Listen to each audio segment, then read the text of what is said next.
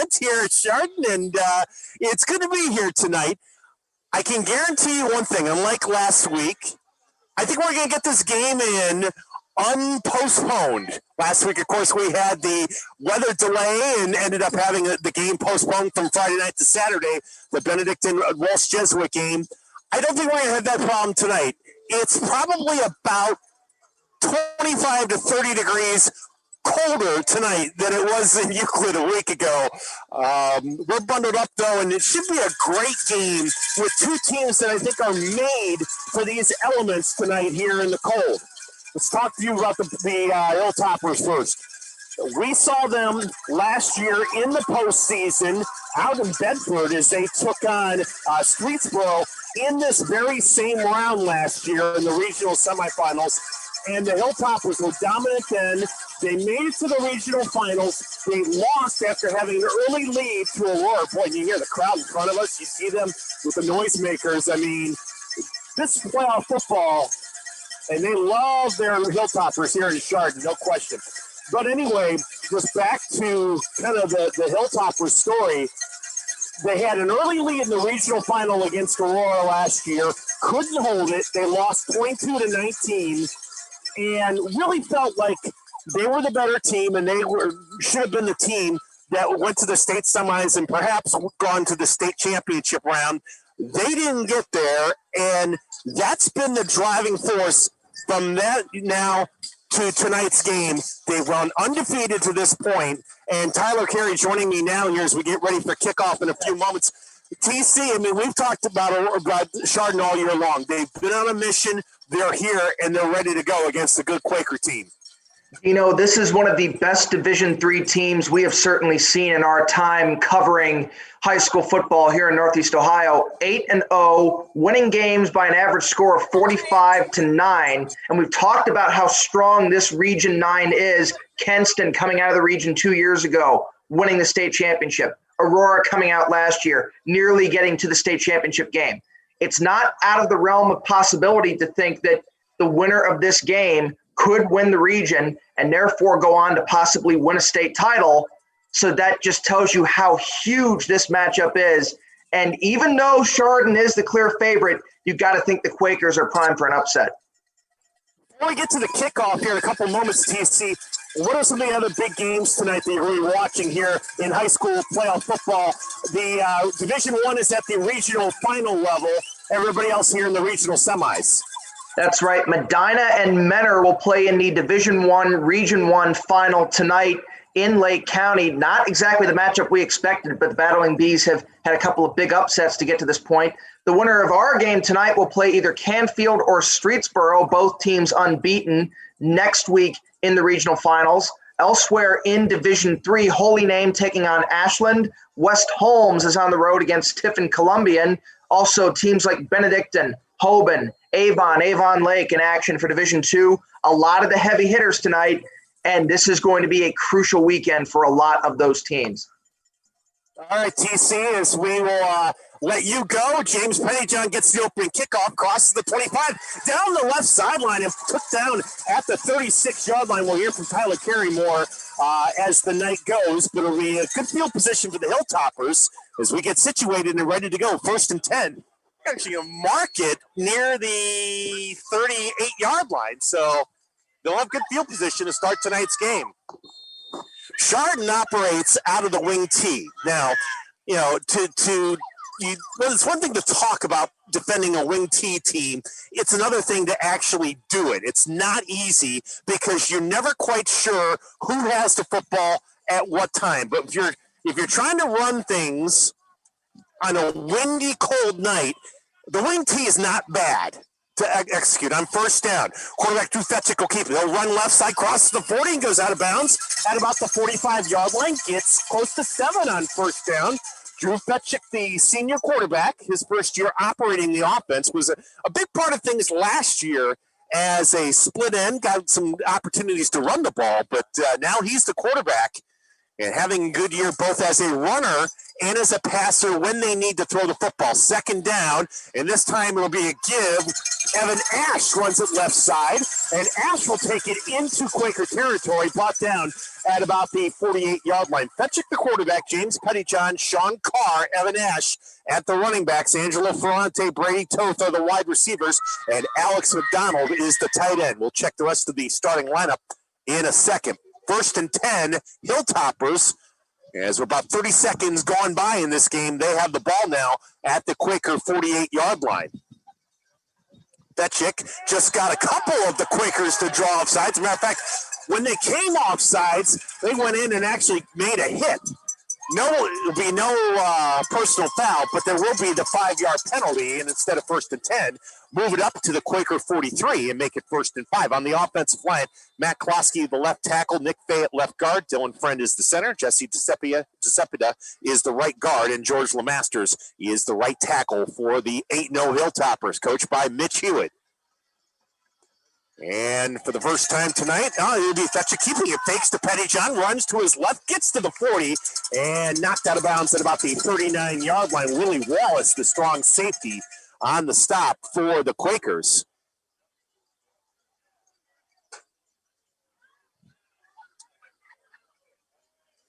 It was a gain of 4 on the play, so it'll be 2nd down and just a yard. New Philadelphia operates out of a 4-3 defense, 7-1 this year under head coach Matt Dennison, 18th year at New Philadelphia. Mitch Hewitt now 10 years here at his alma mater at Chardon High School. 2nd and 1 for the Hilltoppers. Ball is spotted just inside the New Philadelphia 40. Fetchick gonna throw, kicks back left side, pass is caught. Pettyjohn running, breaks tackles down the left sideline. Pettyjohn will be knocked out of bounds inside the 5-yard line. It will be 1st and goal for the Hilltoppers there. That's James's 7th catch of the year. In addition to being a tremendous running back, he is a good receiver out of the backfield. They will mark it at the 3. That's a gain of 36, and it's 1st and goal. That was actually very close. They may actually call that, when they do the stats later, a lateral. That may end up actually being considered a run. We'll check on that later. But as it is, it's 1st and goal no matter how you slice it. Fetchick under center. Man goes in motion. The give. Running right and in. Touchdown, Chardon on the late call. There it is. Wasn't exactly sure they were going to go ahead and call it. Sean Carr is credited with the touchdown. Actually, wait a minute. Hold everything here. Officials are blowing things dead, and we may not have a touchdown here. Hang on. Mitch Hewitt, a couple yards on the field, wants to know what happened. Take the touchdown off the board.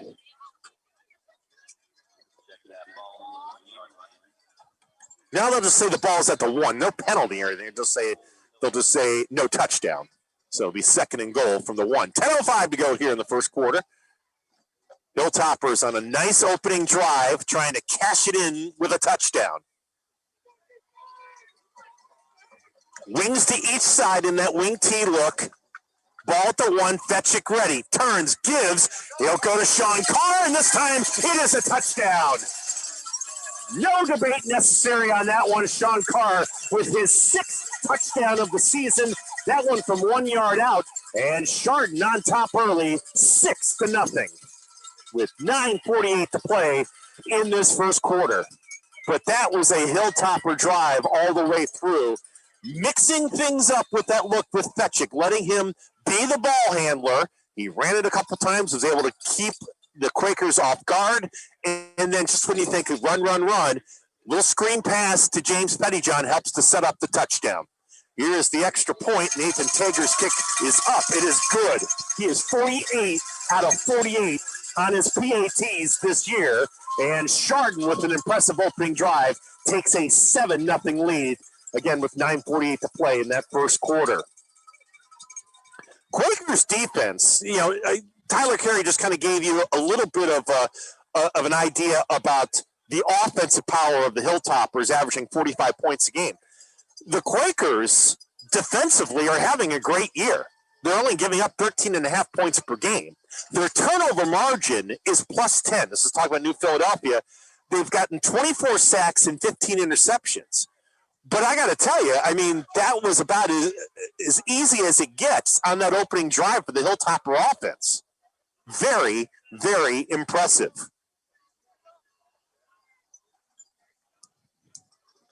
Logan Ort and Caden Richmond are back deep to receive for the Quakers. As Tager will kick it off. 7-0 Chardon, now to a good early lead here at home. Tager ready.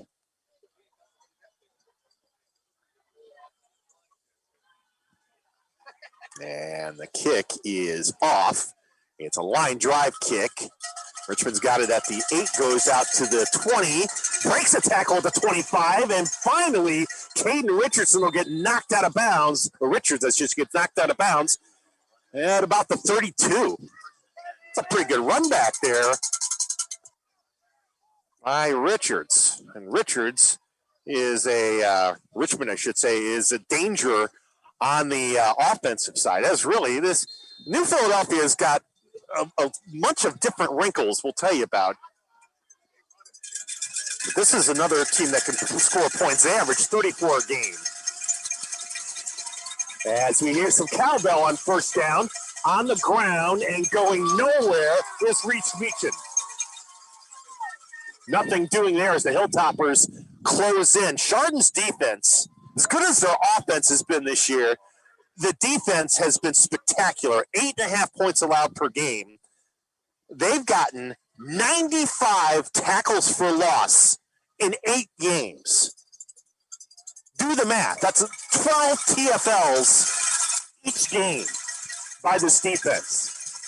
2nd and 10. Caden O'Neill, the quarterback, rolling right, under pressure, throws right, pass caught for a first down as Richmond's got it, and he's brought down at the 42. Caden O'Neill, the senior quarterback, getting the start. Reese Meechan at running back. Lucas Sharp is the fullback. Richmond and Drew Dumermuth are the 2 wide receivers. Mitchell Stokey at tight end. Justin Reimer at left tackle. Lewis Fike at left guard. CJ Belknap at center. Kyle Tetzloff at right guard. Cameron Clarkson, the right tackle for the Quakers. So first down now at the 43. Back to throw. O'Neill looks left this time. And that pass caught at the 50 into Hilltopper territory and brought down at the 43-yard line is the tight end Mitchell Stokey. His 5th catch of the year, and it's a first down for the Quakers. Chardon operates with a 4-3 defense. Christian Hall, Miles Mendenzun are the defensive ends. And Evan Gardner, Gavin Slipe are the tackles. Blake Barker, Cade McDevitt, and Vince Ferrante are the linebackers. McDevitt's grandfather is sitting over to my left. Talked to him before the game. Nathaniel Sulka, Kevin Doyle are the corners. Brady Toth, Trey Liebart are the safeties. Good response so far by New Philadelphia as they've driven now to the Chardon 43. Hilltopper faithful in front of me with the cowbells out is on first down. They'll go back on the ground. Meechan will go nowhere. He is brought down right at the line of scrimmage.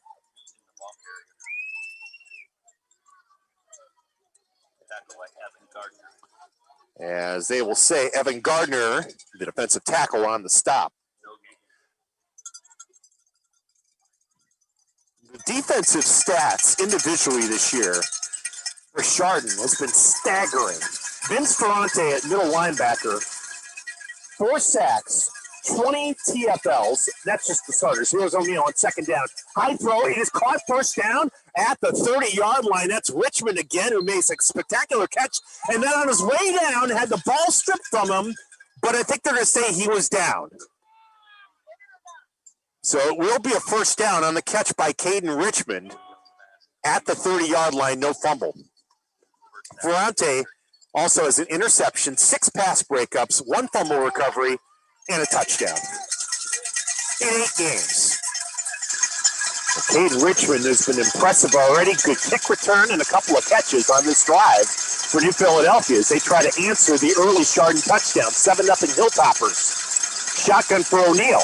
Looks to throw. Fires deep right side. And incomplete, but there's going to be a flag down over on the far right side. They were trying to get it to Richmond again. And somebody reached in for the Hilltoppers and triggered that likely pass interference penalty.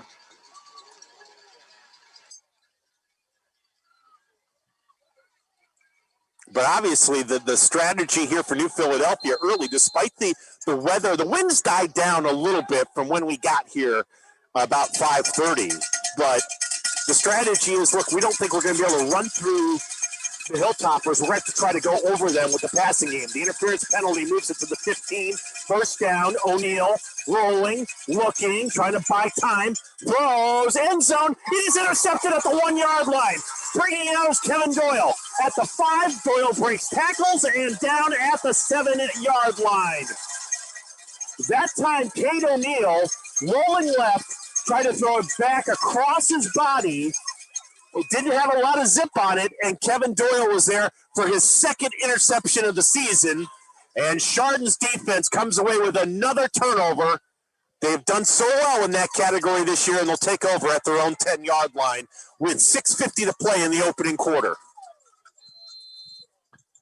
Shame for New Philadelphia. They had a great drive going with the passing, but O'Neal got a little greedy there, and with an ill-advised pass, Doyle comes away with the pick, and Fetchick and company ready to go on first down. As they'll go on the ground, and I think James Pettyjohn's going to have his first carry officially of the game for short yardage to about the 12-yard line. No, it was actually Sean Carr, excuse me. He gets about 2, maybe 3. It'll be second and long. 6:30 to play first quarter. The touchdown by Carr. As Chardon out front 7-0 here at Chardon Memorial Field. On a cold Friday night, this final Friday here in the month of October. Fetchick under center, ready to go on second down. And this time it goes to Evan Ash. And Ash finds a little bit of room out near the 15 to the 17-yard line. Gets him 4, and he'll set up a third down and 3. Chardon averages just under 400 yards of total offense per game, 391, 307 yards on the ground per game through 8 games, and 84 yards passing. Fetchick, now 37 out of 60 passing, so well over 50%, 676 yards passing, 10 touchdowns, just 2 picks. Third and just a little under 3 yards. Fetchick will go now to almost a pistol look, and he'll try to keep it, and did not get to the 20-yard line. Well read by the Quaker defense. Mitchell Stokey, who plays defensive end initially being tight end, chipped in to make the tackle from his end spot and stopped Drew Fetchick short of the 20. You know, an official's timeout here. Official timeout. I'm not exactly sure why. I mean, they're from my field of view here is they're going to actually come out here and measure. It's obviously not from like if I were in the press box. It's more of a lateral view, but I can kind of tell from here. They're short, aren't they? Well, no. Apparently, my naked eye deceives me. First down, Hilltoppers. You know what? Good job by Mitch Hewitt to kind of just stay in the official space there to say, hey, listen, let's measure. Let's be sure. And it is a first down for Chardon, just shy of the 20.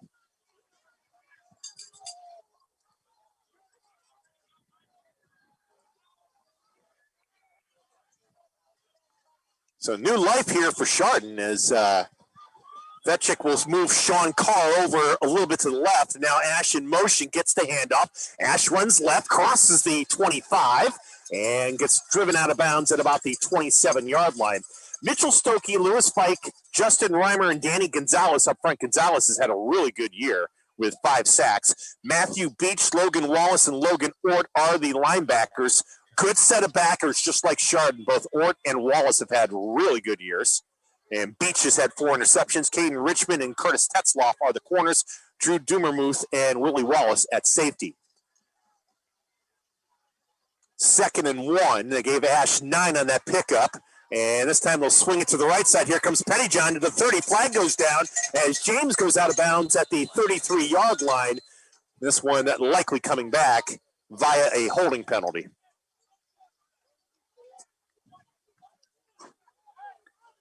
And as indeed the case, holding against the Hilltoppers. So wipe out that first down pickup by James Pettyjohn. Pettyjohn has had a superb first 8 games of the season between the regular season and the playoffs. James already over 1,000 yards through 8 games, 1,012 yards coming in, averaging 13.7 yards per carry with 14 touchdowns.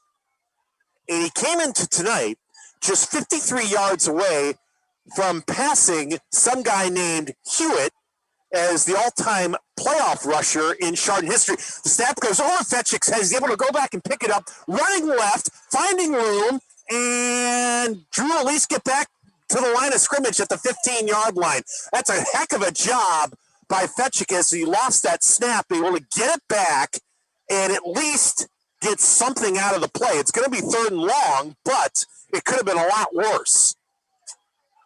Chardon will make changes here. Toth comes out, and into the game comes Alex McDonald. 3:20 and counting to go here in the first quarter. 7-0 Chardon in this Division III regional semifinal. 3rd and 14 for the Hilltoppers. Ball back at the 15-yard line. And Fetchick's going to go back to throw. Being pressured, throws right and throws it into the Chardon bench incomplete. Logan Ort was coming in from his linebacker spot on the blitz.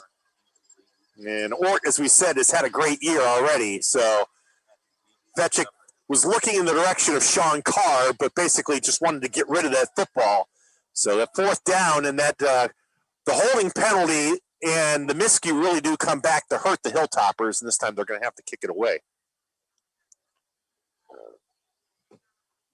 I believe that's Willie Wallace in single safety at the Hilltopper 47-yard line.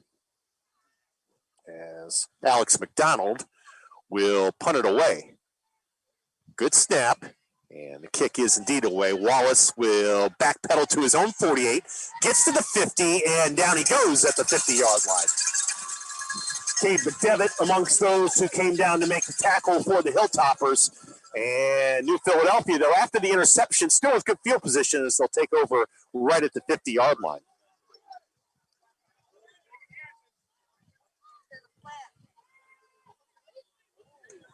You know, we mentioned Chardon in the playoffs in this round last year. Streetsboro, and you know, remember being at that game over. I believe we did that at Bedford last year. It was 35-0, and there was a penalty, a holding on that run back. By the way, it was a late call, but then it'll be 1st down for New Philadelphia back at their own 38. It's very possible Chardon could face Streetsboro again in the playoffs next week if they beat New Philadelphia tonight. Tyler Carey will watch the other side of that bracket for us as this evening progresses. O'Neal ready to go on 1st down, turns, gives Meechin the ball carrier, and he'll cross the 40 out to the 42, maybe the 43-yard line. Got about 5 on 1st down. Meechin averaging 6 yards per carry this year. He's got 12 touchdowns in 8 games, 925 yards. So much like James Pettyjohn, Reese Meechin's had a good year running the ball. The problem for Meechin this year, in 8 games, he has fumbled it 6 times. I'm quite sure that was emphasized early and often to the Hilltopper defense this year. 2nd and 5. Meechin will get it again running left, crosses the 50 to the 49 of the Hilltoppers, and that's a 1st down for the Quakers. Vince Ferrante amongst those on the tackle with Christian Hall. But another 1st down for the Quakers.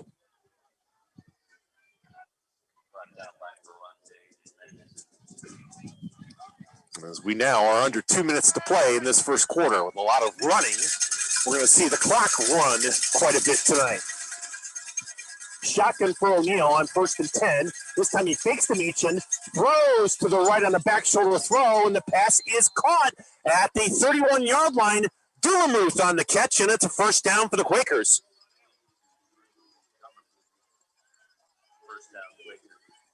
That is Drew Dummermuth's 11th. I thought I heard it was Dummermuth early, but I guess we're calling him Dummermuth according to the PA announcer. We'll go with that. Dummermuth, that's his 11th catch of the year. He's a 6-foot senior receiver, and it's a 1st down. So quickly the Quakers trying to knock on the door again. They go on the ground, Meechin, and he's going to be brought down for a loss. Back at the 34-yard line, another Chardon TFL. I mean, you had Gardner, Hall, amongst those in there. Matter of fact, Evan Gardner coming off the field here.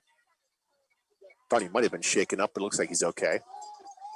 So we're down to 1 minute to play here in the first quarter. That's a loss of 3 on the run by Meechin, so second down and 13.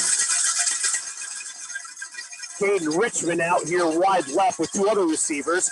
Back to throw O'Neal, being pressured. Down he goes at the 36-yard line.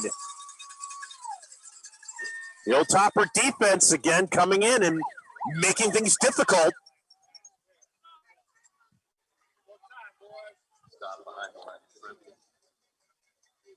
Gavin Slipe, I think, is going to get credited for that particular sack. That would be his second of the year, and it's going to be 3rd and 14. Yeah, Mendenzoon has 3, Slipe now with 2, Gardner with a sack, Hall has 4, Ferrante has 4. 3rd and 14 for O'Neal and the Quakers. From the Chardon 36, they set up a no screen and it's dropped. Meechin, boy, they had that set up perfectly, and Meechin took off before he had the ball in his hands, and that will set up 4th down. Well, I'll tell you, Matt Dennison, though, had the right call on that 3rd and long, knowing that Chardon was going to kind of pin back their ears and come after it, as we have reached the end of the first quarter. But Meechin drops it, and it sets up a 4th and long. I'll get Tyler Carey in my ear here as we're ready for the score update here heading to the second quarter. Already a rapidly moving first quarter here in Chardon. TC 7-0 as we head to the second quarter, my friend. Yeah, very rapid. You said it, Dino. Let's start with the game that people paying attention to this one are going to be keeping an eye on. Canfield and Streetsboro, so far scoreless. That game is in the second quarter. Some of the other games we're keeping an eye on. Mentor has opened up an early 7-0 lead on Medina in the Division I Region 1 final. Benedictine and Hoban are scoreless early. Rexville Broadview Heights strikes first. They lead Avon 7-0 in the first quarter. Also, Holy Name leads Ashland. Ashland leads Holy Name. I got that mixed up. 7-0 in the first quarter. And also Tiffin Columbian over West Holmes 7-0. That game is also in the first quarter, Dino. All right, Tyler Carey, thank you so much. As we start the second quarter here in Chardon. It's a punting situation on 4th and 15. Or will get the kick away. And fair catch called for. They're going to try to pin the Hilltoppers inside the 5. They can't do it. And Chardon will take over the 20 as that punt goes into the end zone for a touchback. Because of the cold tonight, everything you have to do here is like takes an extra step. Take off the glove to put on the earbuds so I can hear my bud, Tyler Carey, and it makes things more interesting, doesn't it? 11:54 to go first half, and it'll be 1st and 10 now for the Hilltoppers at the 20-yard line. Chardon leading it 7-0. New Philadelphia has had a couple of nice drives, but it seems like when they get into Chardon territory, that's when the problem starts. Vetchik ready to go on 1st down. Here comes Pettyjohn running to his left, got some room, across the 25, and James will be brought down at about the 26. So he gets about 6 on 1st down. Yes. On that tackle, Danny Gonzalez from his end spot for the Quakers. 2nd and 3. Get Pettyjohn 7 on that pickup. Vetchik and company ready to go. This time they'll go inside and taking it right about to the 1st down marker is Sean Carr. So it's a good kind of, really, you say a 1-2 punch, but it's a 1-2-3 punch with Pettyjohn, Carr, and Ash. Pettyjohn, of course, already over 1,000 yards this year. Carr has had about 6 yards per carry, 248 yards coming into today, and then Ash, 156 yards on the season. They'll actually say he's just shy of the marker, so it's going to be 3rd and inches.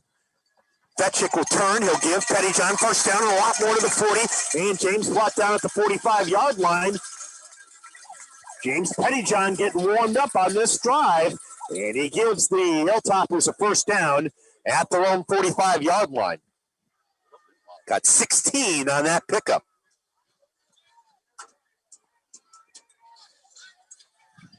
New Philadelphia coming off of a very impressive 38-17 win over Aurora at home last week.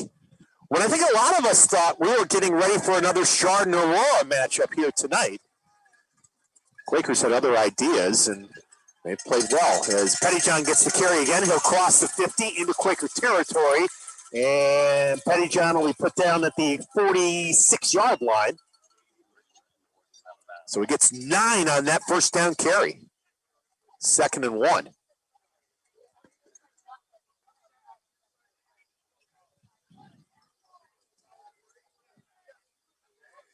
I think as much as certainly Chardon would have loved the opportunity to have a rematch with Aurora from last year's playoffs game, they're just happy to advance and be home here for this week. And it didn't really matter who they played, and they get New Philadelphia. So far, they lead 7-0 on 2nd and 1. Fetchick will fake it. He'll get the first down to the 40, and Drew will be knocked out of bounds inside the 40 at about the 35, maybe the 34-yard line of the Quakers. Good quarterback Drew Fetchick, 14 on that pickup. Actually make a 12-yard pickup on that play, and it's a first down. Fetchick averaging just over 5 yards per carry. You know, I mentioned the running totals of Pettyjohn, Carr, and Ash, but Fetchick at about 500 yards rushing through 8 games. So he's certainly a danger to do that. This time Pettyjohn will get it running to his right. He's got room to the 35. Nice cut back and close to another first down. Hilltoppers just following that offensive line, shifting left and right. And it's been a big dose of James Pettyjohn on this drive. 10-yard pickup, first down for the Hilltoppers. And remember when we saw Chardon against Streetsboro last year, how impressed both Dennis Maniloff and I were with James Pettyjohn as a junior. And just remember, we were both saying, and he's coming back for another year, and he's been spectacular here in 2020. 1st and 10 here for the Hilltoppers. Pettyjohn in motion. They'll go to Carr, and got a little head of steam to a 22. So we got about 2 there, and that's about it. 2nd down and 8. Again, Danny Gonzalez on the tackle.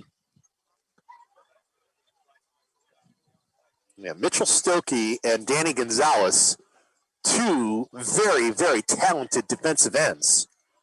Stokey has 8 sacks, Gonzalez 5. Stokey also has recovered 3 fumbles in 8 games. That's not bad. Pettyjohn will get the carry on 2nd down. He's got room. Pettyjohn running inside the 15, inside the 10. It'll be 1st and goal for the Hilltoppers as Pettyjohn takes it down to the 8-yard line. Wing T, Pettyjohn often is the motion man, so he gets a big head of steam by the time he gets the football and really able to turn it to the outside before anybody can stop him. 14 on that pickup for James, 1st and goal from the 8-yard line. Nathaniel Soka will check in as one of the receivers. Pettyjohn and Ash are the wings. Carr behind quarterback Drew Fetchick. 1st and goal from the 8. Pettyjohn in motion. Give to Carr. Spins. And Fetchick will keep it, actually. I'm sorry. And that'll take it in the end zone. Touchdown. Touchdown. Great fake by quarterback Drew Fetchick. Fooled everybody, including yours truly, and it's a touchdown for the Hilltoppers. That's an outstanding job of play faking by quarterback Drew Fetchick. He gets his 11th touchdown run of the year. 8:40 to go, first half, 13-0 Hilltoppers. Nathan Taggart for the extra point.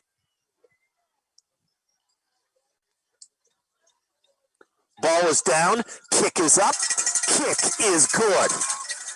8:40 to play, first half. And it's a 14-0 Chardon lead.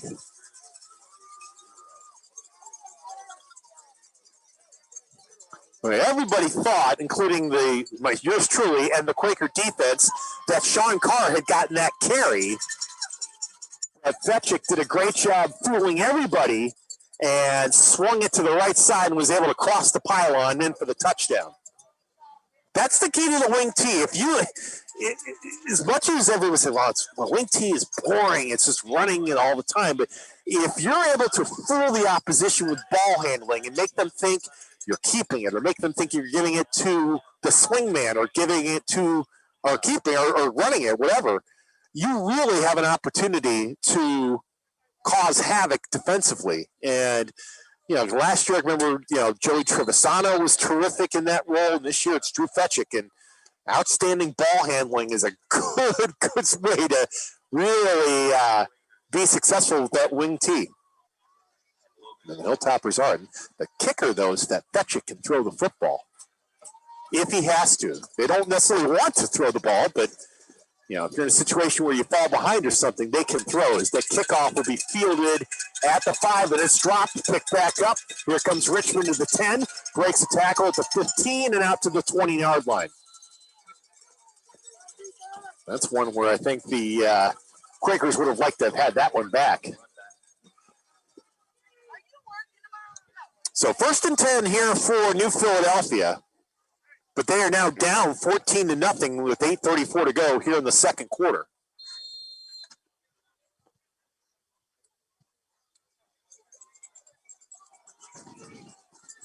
New Philadelphia is a team.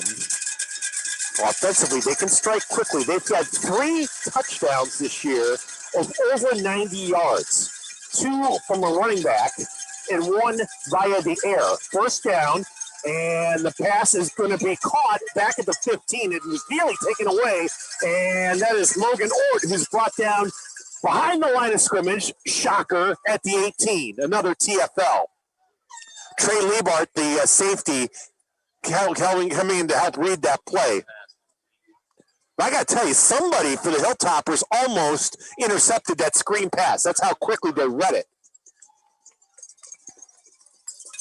So moving back to the 17, that's a loss of 2, and it's 2nd and 12.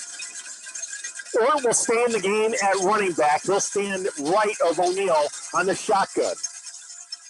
As flag goes down, and they're going to blow the play dead here. We'll wait and see what it is. Looks like it's going to be against New Philadelphia. Offsides. Somebody lined up offsides. So the Quakers are really starting to kind of dig themselves into a bit of a hole here. Down 2 touchdowns. And falling back deep in their own territory, back to their own 12 on a 2nd and 17. Again, they can throw the football. It's not like they don't use the wing T, but they can throw the ball.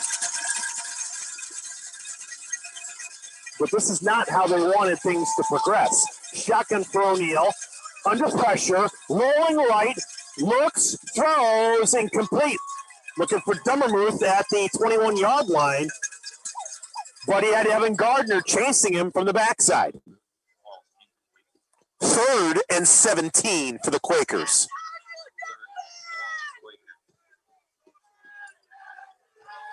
Chardon's defense, just incredibly powerful.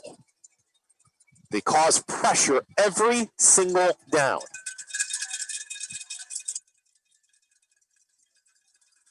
Let's see if they try that little screen again here. They tried it earlier and that was dropped. 3rd and 17.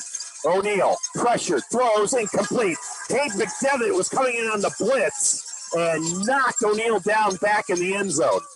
He just had to get rid of it. Incomplete. 4th down and another punting situation.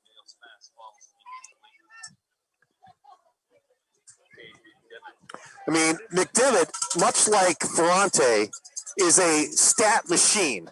Sack, interception, 1 touchdown, 10 tackles for a loss, 2 forced fumbles, 4 fumble recoveries.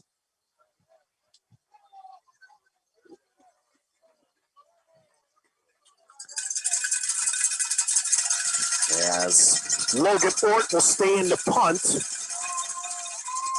from his own end zone, gets the kick away.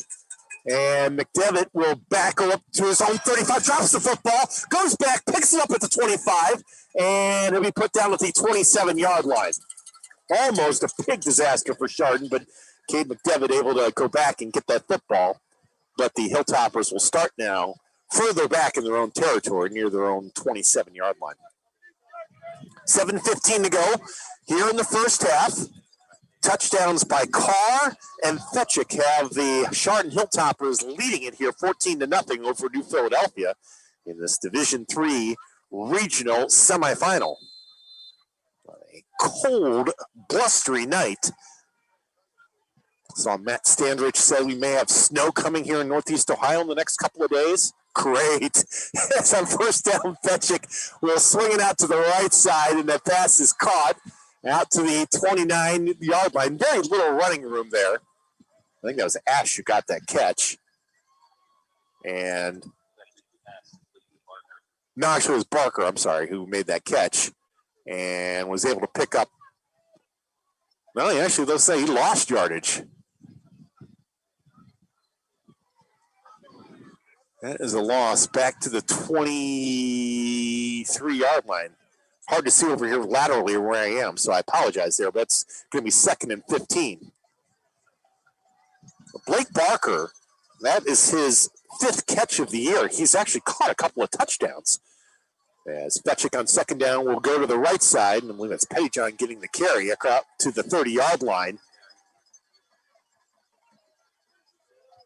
Depending on where they mark it, it's going to be close to, they'll at least get the 5 yards back they lost, but it's going to be 3rd and 10. So we are at the midway point of the second quarter, 14-0 Chardon. And Hilltoppers now looking at a 3rd and 10 at the 27. Brady Toth will check in another wide receiver spot, so you got both Toth and Angelo Ferrante in there.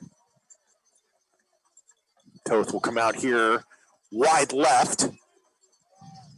Ash and Pettyjohn at the wings. As Fetchick will drift back to the shotgun. Fetchick looks left, throws left, pass caught at the 40, to the 43, to the 45-yard line, and a first down. That's Toth on the catch.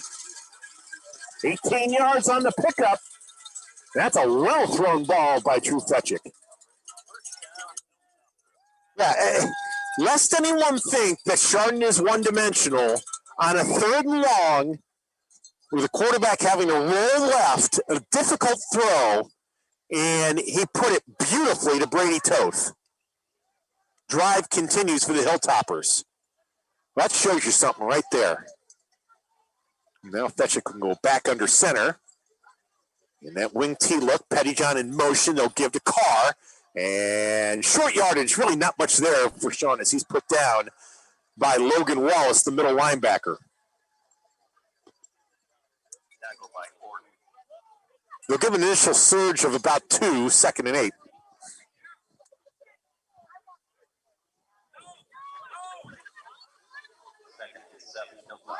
Yes, Nathaniel Soka will check back in at wide receiver. And we are down to 5 minutes to play in the first half. Hilltoppers 14, Quakers nothing. And Chardon now with a 2nd down. And we'll call it a long 7. As Fetchick fakes, keeps it, gets inside the 15. There's going to be a late flag for a late hit at about the 47-yard line. I think Caden Richmond did a frustration penalty and was trying to stop the quarterback there and then hit him a little bit too late out of bounds.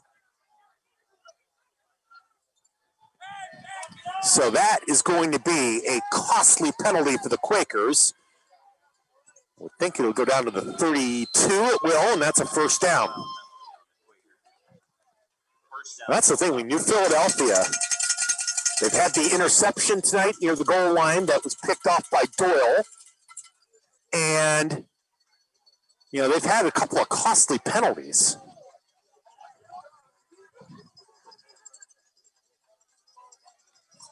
First and 10. As Pettyjohn in motion, give to him, and there's a flag down as Pettyjohn got the carry, and It's going to be another penalty on New Philadelphia, that one for offsides. I mean, at some point, Matt Dennison has just got to be losing his mind here. As Angelo Ferrante checks back in. Now it's a 1st and 5. Ferrante out wide left. Pettyjohn, Ash at the wings. Carr, the deep man in the backfield. And he will get the carry. He'll cross the 25 down to the 24. Gets 3 on 1st and 5. It'll be 2nd and short. But you see what Chardon is doing here. I mean, they are eating up a ton of clock on this drive. And whether they get in another score or not, you're not going to leave New Philadelphia with a heck of a lot of time to work with before halftime. Ash at the left wing, Pettyjohn the right wing, Ferrante out wide left. Pettyjohn in motion, gets the handoff, runs left to the 20-yard line, and that will be enough for another 1st down as Pettyjohn just kind of able to kind of nip and tuck his way for a few, and he gets the 1st down. Picked up 4 on that carry. As we are under 4 minutes to play now in this first half. This has been a well-conceived drive that started with a bit of stress there after that fumbled punt, but they came back and Hilltoppers are really just kind of grinding things now. Pettyjohn and Carr split in the backfield. And it will be a keeper. Fetchick running to his right, got tripped up as he tried to reach into the 20-yard line and was brought down there. Matthew Beach on the tackle for the Quakers. No gain on the play, 2nd and 10. That's a nice play by Beach. Just kind of reaching in and grabbing the ankles of Drew Fetchick. So it's a 2nd and 10. Toth will check in now at wide receiver. Generally, Chardon will only have one receiver in there, either Toth or Ferrante. And it's Toth out to the right. Pettyjohn in motion. Fake to him. Back to throw. Fetchick has time. Looks. Toth back in the end zone. He's got it. No, he got it, but he got it in the back of the end zone incomplete. Oh, that was as beautifully thrown a ball as you'll see by Drew Fetchick. But unfortunately, and Toth is 6'5", he was able to go up high for the catch, but the official in the back of the end zone saying he did not get 1 foot down, and it'll set up a 3rd down and 10. That's a great effort nonetheless by Brady Toth as Solka now will check in at the wideout spot.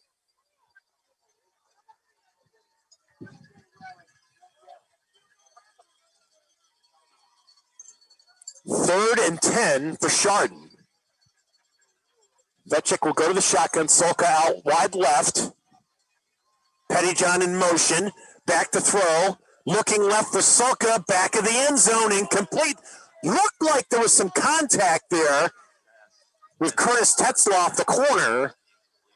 Officials not throwing the flag. It'll be 4th down, and it looks like we'll have a field goal opportunity coming up here for the Hilltoppers.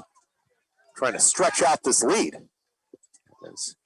They'll bring in Tager for a field goal attempt. This will be about a 37-yard attempt. Nathan this year is 1 for 2 in field goals. This would imagine it might be his longest attempt of the year. Trying to stretch out this 14-point lead with 2:40 to go here in the first half. Fetchick's the holder. Puts the ball down. Kick up on its way. Has the distance, and it is good. Tager connects from 37 yards on the field goal. And he stretches the lead now to 17-0 for the Hilltoppers. Big drive there by Chardon. Ate up time, got points, makes it beyond a 2-possession lead. Big scoring drive for Chardon there.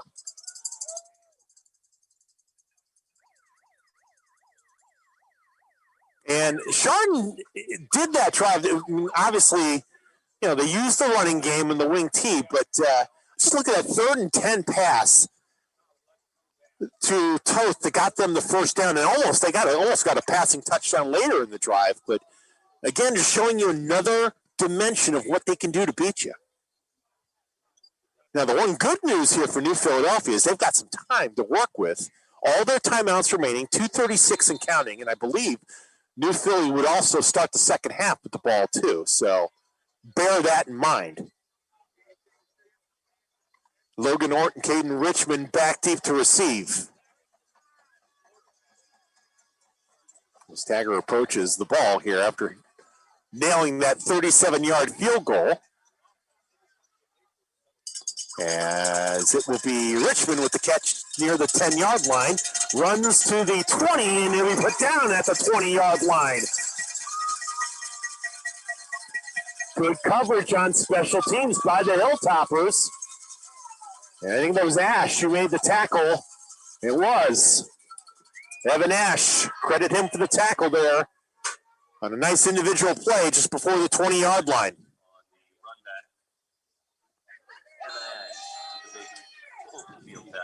Again, warms your heart to see players who are starters who play on special teams and succeed on special teams.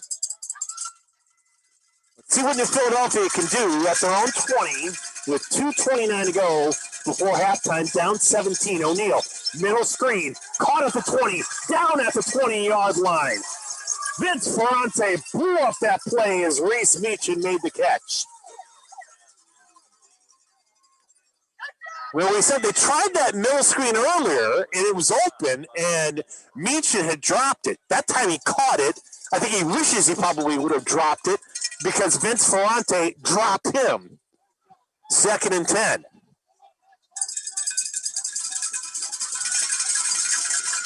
Chardon with a 17-point lead, just kind of pinning the ears back and coming.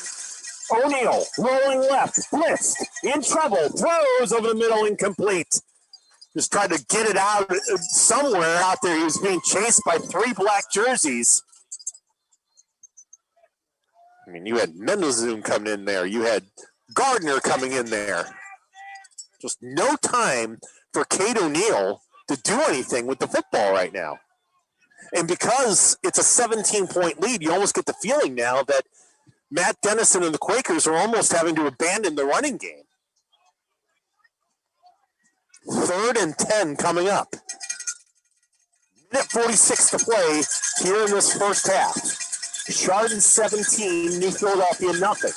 New Philly with a 3rd and 10 at their own 20. Here's O'Neal. Looking, has time, dumps out a pass, it's incomplete. Threw it a little bit too low for Meechin.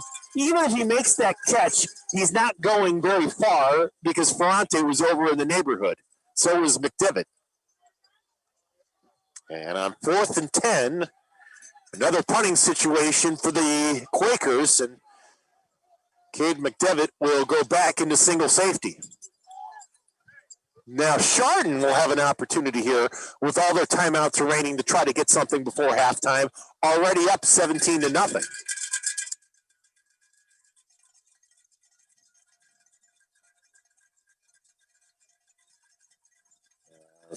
Logan Ort gets a low snap, gets the kick away, had some pressure coming in, and McDevitt will watch it bounce, picks it up at the 33-yard line and goes out of bounds there. And actually spot him at the 34. It'll be 1st and 10, Hilltoppers at that spot. Minute 35 to play here in the first half. And we'll see what Mitch Hewitt wants to do here. With his team up 17. There's a flag down. Must have been on the far side here, and we'll see. Chardon is in reverse here, so it looks like it's going to be on the Hilltoppers. Back it up to the 24-yard line, and it'll be 1st and 10 there. So either a holding or an illegal block, I would assume, was the call. Never really got an indication, a strong one by the official anyway.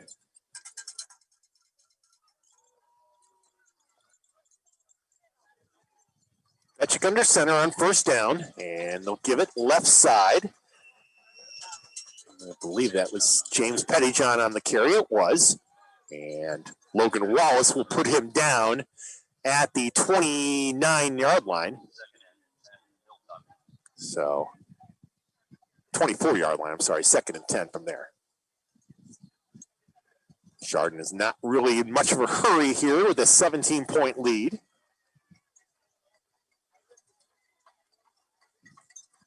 We're down to 1 minute to play before halftime. On 2nd down, Fetchick will again go to James Pettyjohn. Does a great job staying inbounds and gets to the 40-yard line for a first down. 13 yards for James Pettyjohn and a first down. I said he did a great job staying inbounds, although I think Chardon just took time out. I think Michigan said, well, you know what, maybe you could have come out of bounds there. They'll take their first time out. Hilltoppers have 2 remaining. Yeah, I say staying inbounds, if your goal there was, okay, we're going to run out the clock and just head to halftime, then, James did his job there. But, I think all of a sudden now little field position and 51 seconds to go, you think, okay, maybe we can be a little creative here and see if we can't strike a little bit closer. I mean, Taggart just hit the 37-yard field goal, so he's got a little bit of distance in his legs, so why not, right? Touchdowns in this game. A 1-yarder by Sean Carr and an 8-yarder by Drew Fetchick to go with that field goal. 17-0. Chardon leading here at Chardon Memorial Field on this cold, windy Friday night before Halloween. As Fetchick, fake handoff, throws left side looking for Ash, and it's incomplete. Ash was going down the left sideline, but he was pretty well covered by Richmond. And that throw goes out of bounds, 2nd and 10. 47 seconds to play now.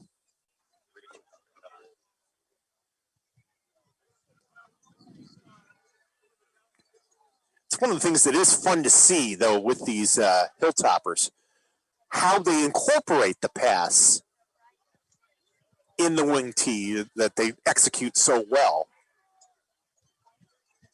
As Ferrante in at receiver, he'll go out to the left. Under center, Fetchick, 2nd down. James Pettyjohn gets the carry, and he'll be brought down behind the line of scrimmage back at the 38-yard line. Drew Dumermuth came in to make the stop.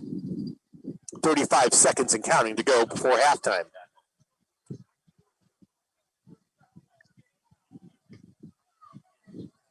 We're down to 25 seconds to play here.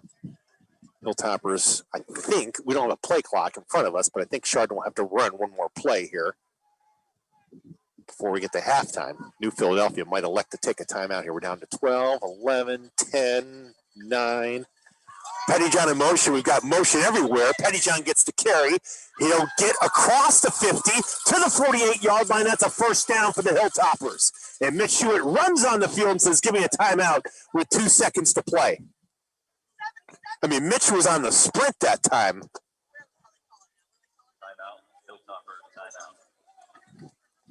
But I think the officials may have missed an offsides there. It's irrelevant now because they got the first down. But it looked like somebody from New Philadelphia had made contact before the ball was snapped. So the Hilltoppers can attempt a Hail Mary here and try to get something into the end zone. So we've seen Fetchick can throw, no question about it. And you look at it, Solka is 6'4", Toth is 6'5", McDonald, the tight end, is 6'4". You've got some tall targets to air it out here. So that's one thing you've got working for you.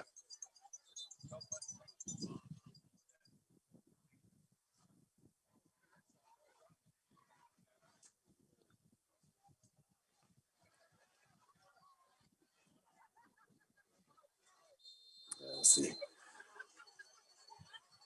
Huddle breaks. It'll be Toth with Pettyjohn out wide left. One receiver wide right. That might be McDonald. Hail Mary time here for the Hilltoppers. Fetchick looking left, throws left for Toth. Has it at the 15 to the 10, out of bounds at the 10 as the clock runs out to triple zeros ending the first half. Needed 47 yards, got 37 yards, and that'll take us to halftime. Tell you, bro, that's a play again. Just keep kind of put a little star next to that as a potential play down the line that the Quakers or make that the Hilltoppers in a non-Hail Mary situation might go to. Especially with Toth, 6'5", he's so dangerous as a receiver.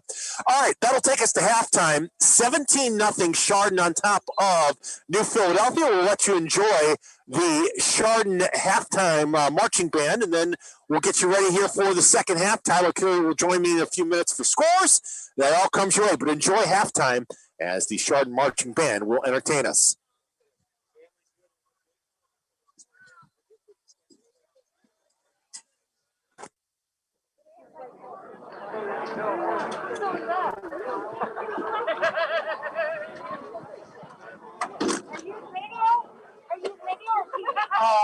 Technically both, but in this case, I work for Channel 3, but the game's on our website, our app. Yeah, audio. Will we be able to get it? Yes, you can go back. Yeah, on our website, our YouTube, everything. You can go back and listen. And also? Yeah.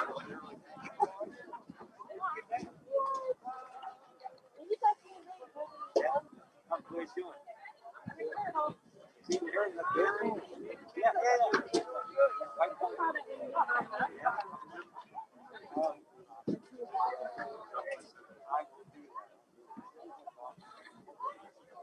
Yes.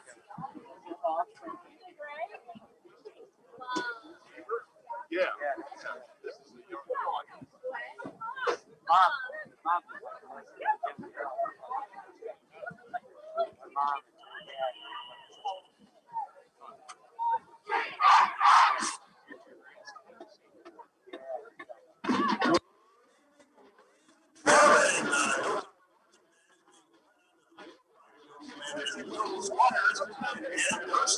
As you can see tonight, we present our traditional Halloween show.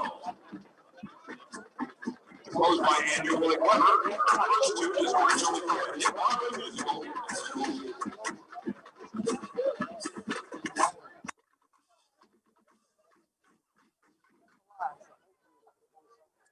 Here is Phantom of the Opera, and by the way, that's Ryan Brown playing the Phantom. Oh my God! Oh, look at the album. Just love it.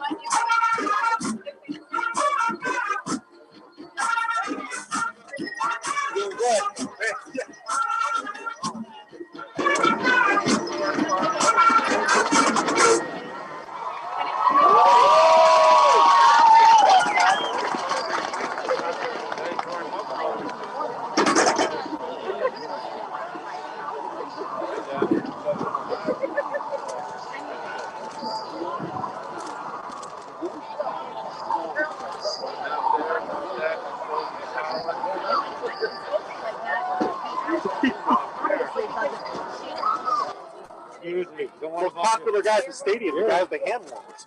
Oh, I like that. Who's guy?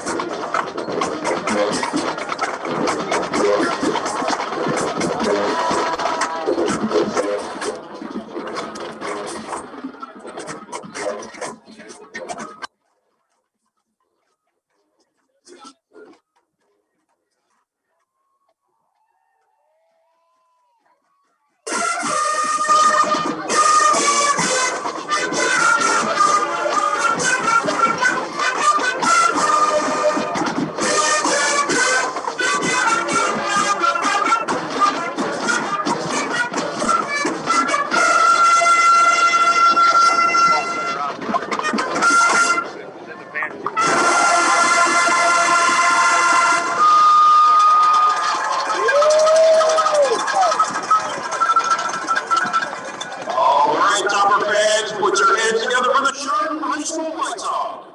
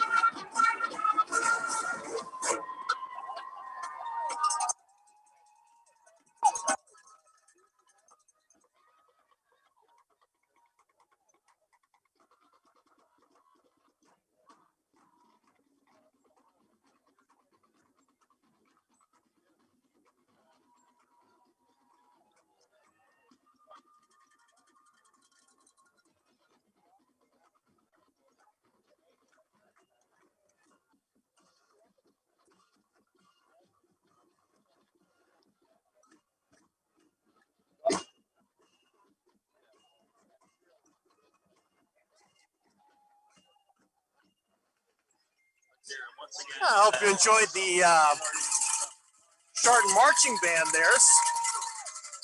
Get ourselves back. There we go.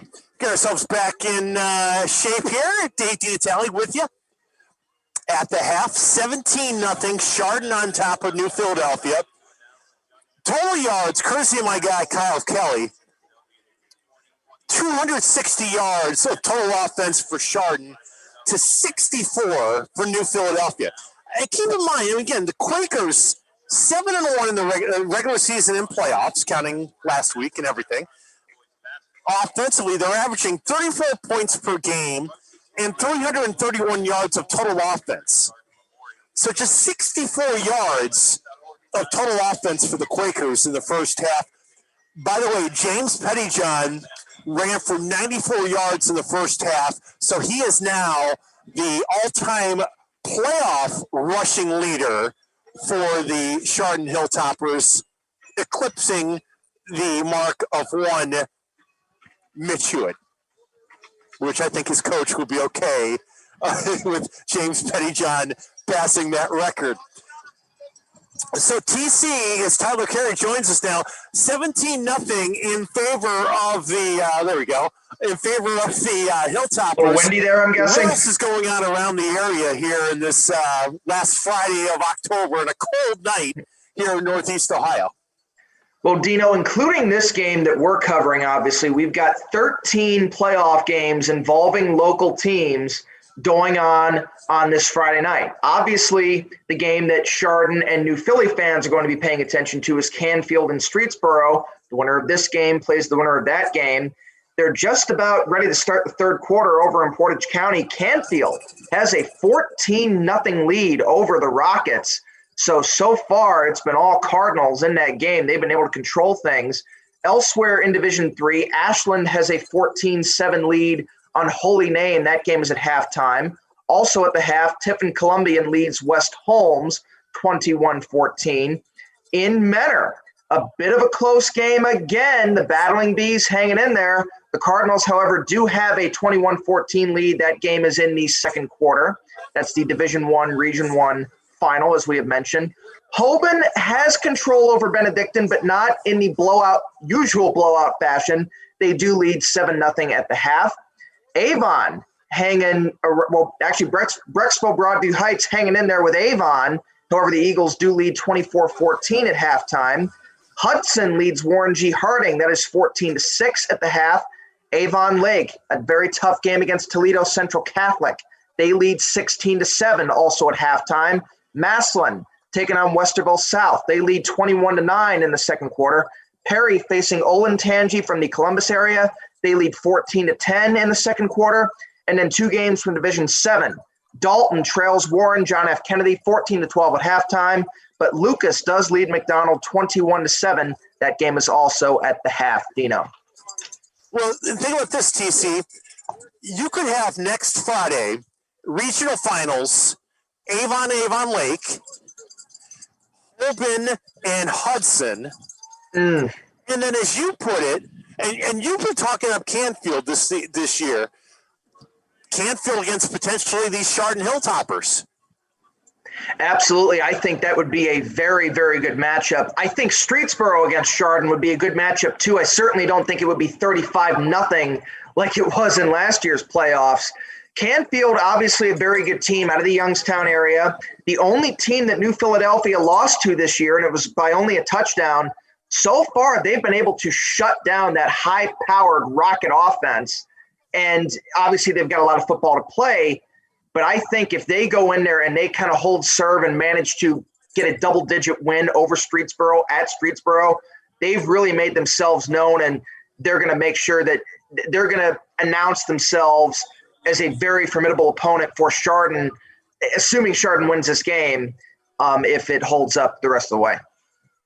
Well, and that's a big thing now, TC, is, Chardon's been here before where they've had leads like this and they haven't been able to hold it. We saw it with Aurora last year. So, but the way their defense is playing, it's going to be awfully tough for New Philly to come back. Oh, I agree. The defense tonight for Chardon has been incredible. The offense has been nothing to snooze at either, but technically they're only on pace for 34 points, which is well below their average. So I guess you could say New Philly's doing their job, but I really think that Kevin Doyle interception of Caden O'Neill on that first offensive series of the game for the Quakers, even though Chardon didn't get any points out of it in the end, it was such a momentum shifter, and I don't think New Philly's been able to recover since. They really haven't been able to move the ball at all. They've got to find a way to get it going on offense, especially with the running game that was so good last week in that big game over Aurora. This game isn't over, but you kind of get the feeling that if Chardon can stop them on this drive and then maybe go down and get a score on their first series of the second half, this could get ugly real quick. But got a lot of football to play, and as we know, the Quakers are a very good team, and Mitch Hewitt is not going to be taking them for granted with these last 24 minutes. Absolutely. Great stuff, TC. We'll catch you at the end of the third quarter. All right, Dino, can't wait. Have a good second half. All right, as we get you ready here, the two teams are making their way on the field. We'll get ourselves readjusted here. There you go. As you can hear in front of me, the cowbells are out. Saw a lot. There are also a lot of. I'll try to get a camera shot of this later if I can. There are a lot of players. I think families that have brought actually fat heads of the players. I'm going to see if I can get one over here for you at some point. It's pretty awesome. You don't usually see that in high school. But this is really one of the more passionate fan bases anywhere in Northeast Ohio, and it's been fun to be out here with them, cold or not. But I agree with Tyler Carey's assessment. I really think if New Philadelphia is going to stay in this football game, they have got to take the second half kickoff and put some points on the board. If anything, just to settle them down, to say nothing of staying in the game. But that Doyle interception really stands out as the big play of the first half. Dagger will kick it off. This time they'll squib kick it. So I lost my roster, and it's picked up at the 20-yard line and down at the 20-yard line. Logan Ort was put down there. And New Philadelphia will get things started. Actually, they'll put it at the 23. Evan Ash with another special teams tackle. I count that's 2 for him. First and 10, New Philly at their own 22.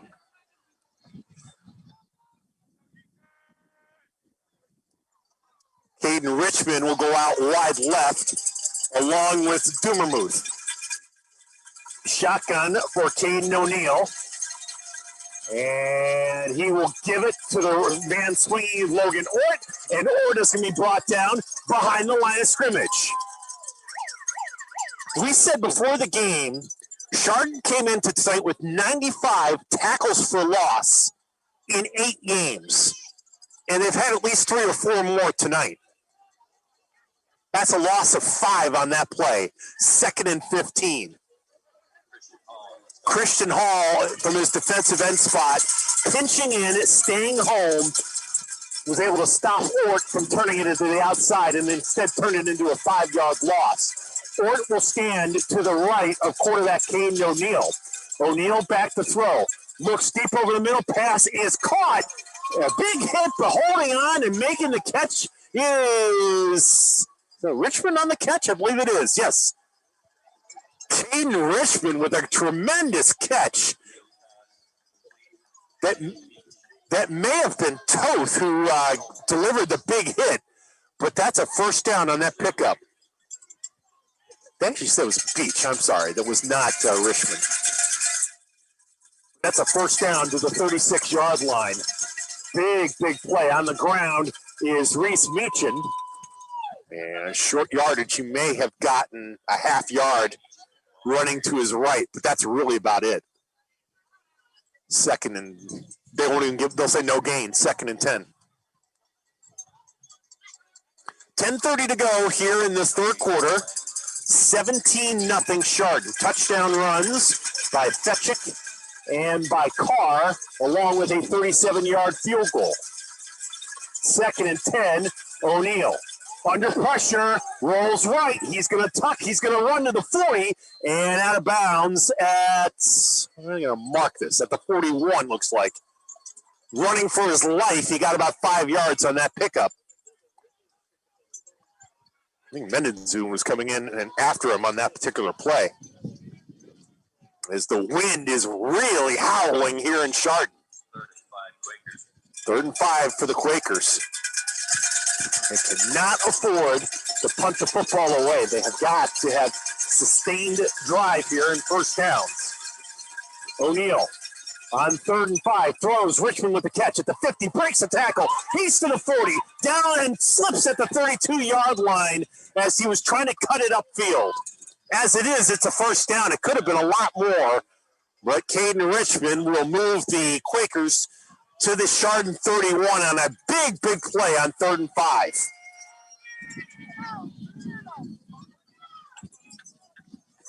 You go to your money man on a big play like that, and he came through. First down. New Philadelphia will stay in the shotgun. O'Neal this time looks right, and nobody home, incomplete. I think he thought Richmond was going to take the pattern deep, and Richmond cut it inside, and there was nobody in that area. You may hear the Chardon faithful in front of me screaming for a holding. They're not going to get it, but I think anytime that front seven doesn't get into the quarterback, fans are going to assume because this defense is so good that it must be a holding. 2nd and 10 for New Philadelphia at the Chardon 31. As Dummermuth goes in motion left to right, O'Neal on a quarterback draw, breaks an initial tackle, crosses the 30, and takes it down to the 26-yard line. That's a gain of 5.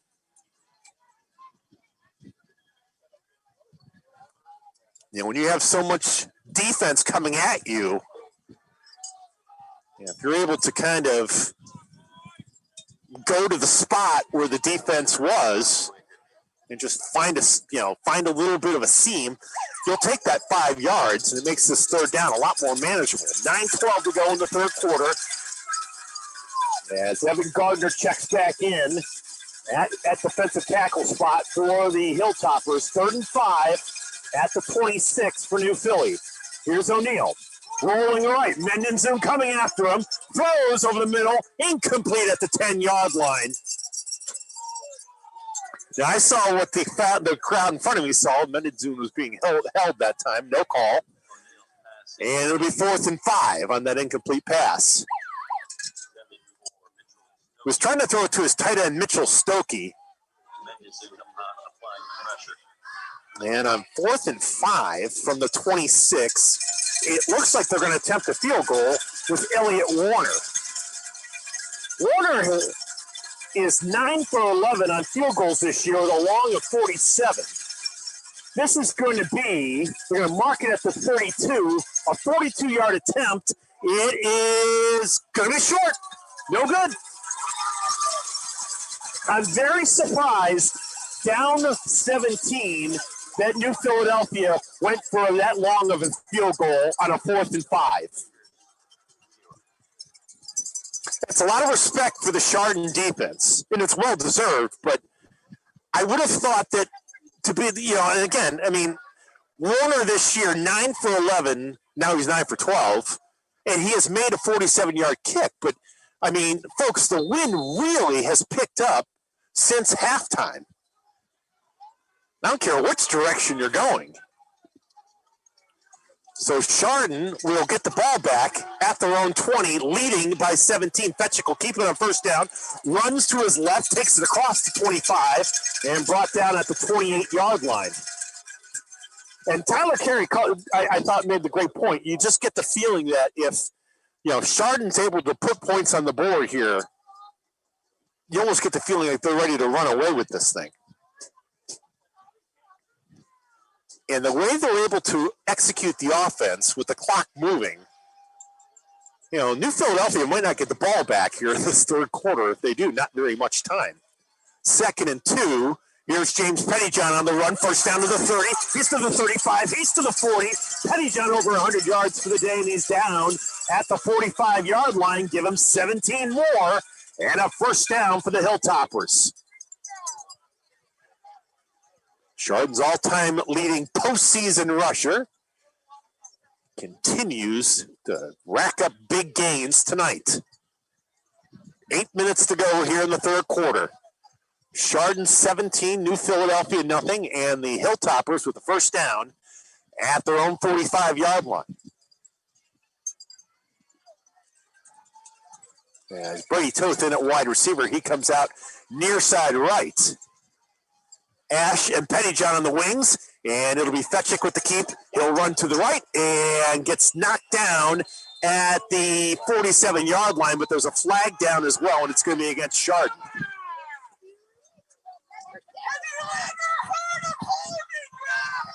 And you may hear in front of me the faithful not happy because, well, there had been the appearances of holding the last time Chardon was on defense, but it'll move it back to the 31-yard line. It's the fun part about being in the stands. You hear the crowd. It's fun. It's quite fun. Everybody around my 10 area promised that they would at least refrain from any kind of profanity, and that's all I care about. It's been a good crowd tonight. A lot of fun here at Chardon. That penalty will move it back to the 31-yard line, so now it's 1st and 23. And Ash will get the carry, breaks the tackle at the 40, and takes it back to the 44-yard line, so very close to the original line of scrimmage on that 1st and 23.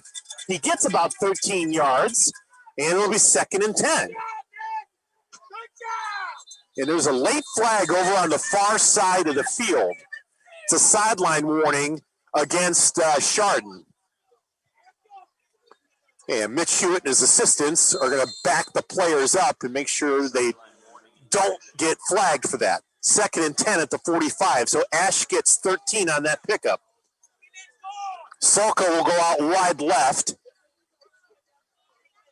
This time Fetchick will go to the shotgun. And hands the ball to Pettyjohn, gets it back, and Fetchick will run to the 50, gets the first down to the 45, and down to the 44 of the Quakers. Handed the ball and took it back from James Pettyjohn, and Drew Fetchick was a ball handling clinic tonight and a first down for the Hilltoppers. Now, Fetchick has been brilliant running this wing tee.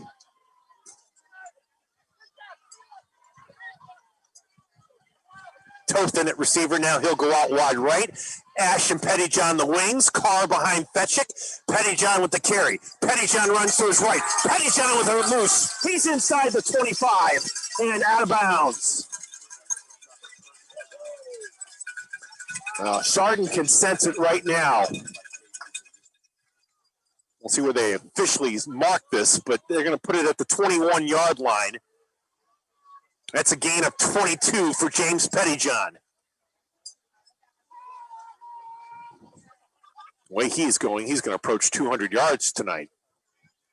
17-0 Chardon, and they are threatening again. 1st and 10 at the New Philadelphia 21. Ferrante will go out wide left. Pettyjohn gets the carry, runs left, and runs into a wall once he got to the 20-yard line. Falls forward to the 19 for a short pickup. Danny Gonzalez and Matthew Beach combine on the tackle. And it'll be 2nd down, and we'll call it 9. Halfway through the 3rd quarter at Chardon Memorial Field, the winner moves on to play either Canfield or Streetsboro next Friday in the Division III regional final.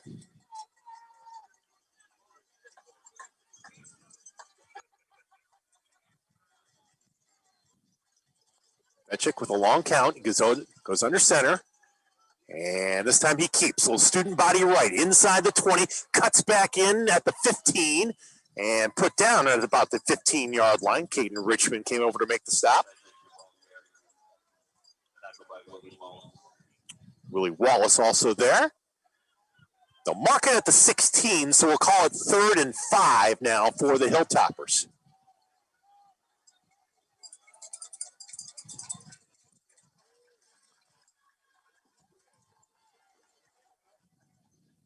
Solka will go out wide right, and here's Pettyjohn, gets the carry left, kind of trips his way inside the 15, inside the 10. It'll be 1st and goal for the Hilltoppers.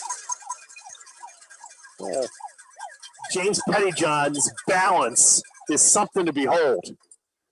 You think he might trip him up? He just kind of finds a way to keep his footing, and he gets the first down. 1st and goal at the 7. Pettyjohn gets 9 more on that run. He's at wing left, Ash wing right, Carr behind Fetchick. 1st and goal at the 7. Here comes Carr. Gets the carry into the end zone. Touchdown, Sean Carr from 7 yards out. His 2nd touchdown of the game.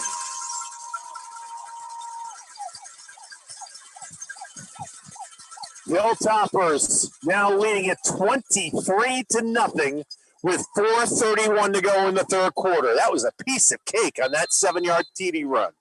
I don't know if Sean Carr was even touched.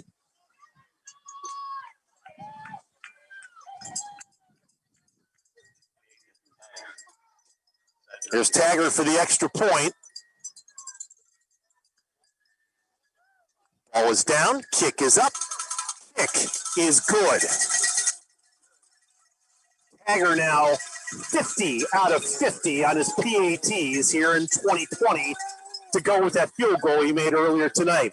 24-0 Hilltoppers with 4:31 to go in the 3rd quarter. Still a lot of time, but that is exactly what New Philadelphia could not have happened to them.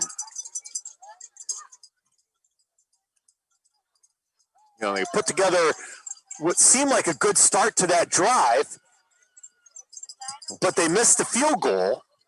And again, Matt Dennison knows his team well, and you don't want to try to second guess, but just saying on a 4th and 5 at the 25-yard line of Chardon, they elect to try to kick a 42-yard field goal down 17. Just very, very surprised that that was the approach. And Chardon then puts together an 80-yard touchdown drive. Ate up just over 4 minutes off of clock, and they really now in a command mode with a 24-0 lead.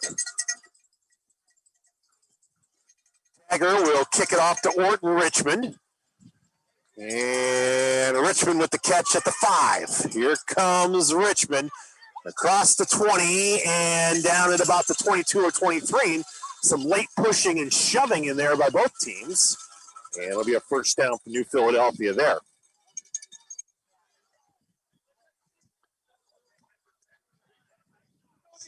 So you just kind of, you look at these Hilltoppers, and even as I was just tweeting out at halftime, you sit there and you go, man, they're impressive on offense, but they're impressive on defense. And just, there are no weaknesses on this Chardon team. There just aren't. Here's O'Neal. Again, with a 24-0 lead, Hilltoppers are going to be coming in on every play, and they'll go on the ground. And Meechin will be put down after a short pickup.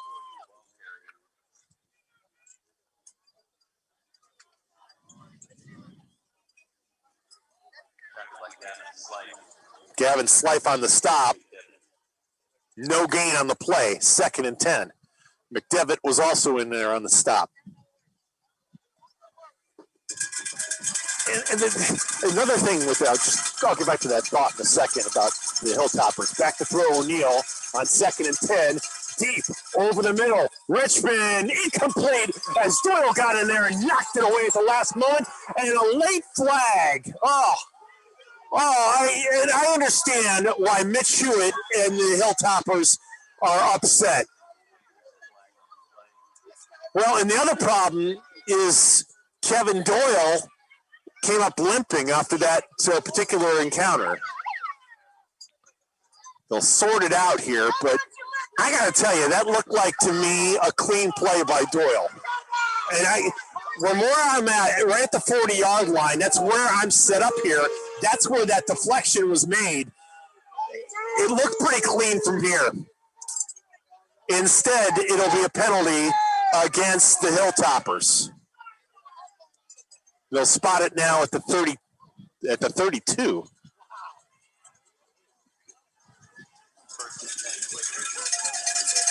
First down. Yeah, I understand why the Hilltoppers aren't happy. Is O'Neal pressured. Down he goes at the 30-yard line.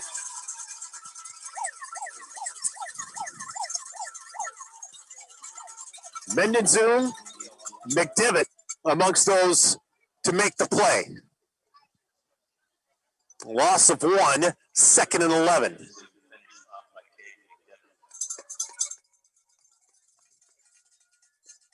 Look at this Hilltopper defense, and we've called 11 players tonight for tackles, or interceptions, or big plays. Team. 2nd and 12. Shotgun. O'Neal under pressure, throws back. It's dropped again by Meechin. He had Evan Gardner, did O'Neal in his face. He had to throw back left. And again, Reese Meechin just not able to pull in those passes. Dropped one in the first half on a 3rd down play that might have gotten him a first down. I don't know if he would have gotten 12 yards on that play, but at least they would have gotten some positive yardage, but instead it's 3rd and 12. In those cases, that's when New Philly has been their own worst enemy tonight. Penalties, the Doyle interception, and then, of course, drop passes. On 3rd and 12, here comes McDevitt, the throw over the middle, knocked away by Sulka and almost intercepted. Nathaniel almost was able to get the pick on the pass that was intended for Dummermuth.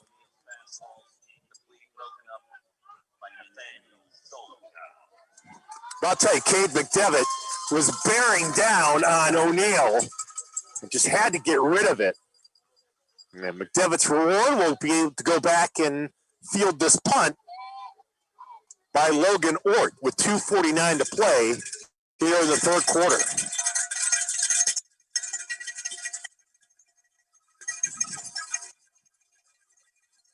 Ort waiting back at the 16-yard line. Ball skips on the field turf. He picks it up and booms the kick. McDevitt will make the fair catch, going down on his knees at the 28-yard line. That's a great effort by Logan Ort to pick up the football as it skipped on the field turf in front of him and then boomed that kick in the wind. License plate JBL8563 in a grade G. Thankfully, apparently we've had some lights on in the parking lot. Neither vehicle is my car, so we're good. You don't hear that one very often, I feel like. Not anymore, anyway. You've left your lights on. 1st and 10, Hilltoppers at their own 27, leading by 24. Fetchick, rolling left, looking, throwing, pass incomplete at the 45-yard line. Oh, my. Alex McDonald just couldn't haul it in. If he makes that catch, he's probably gone for a 73-yard touchdown.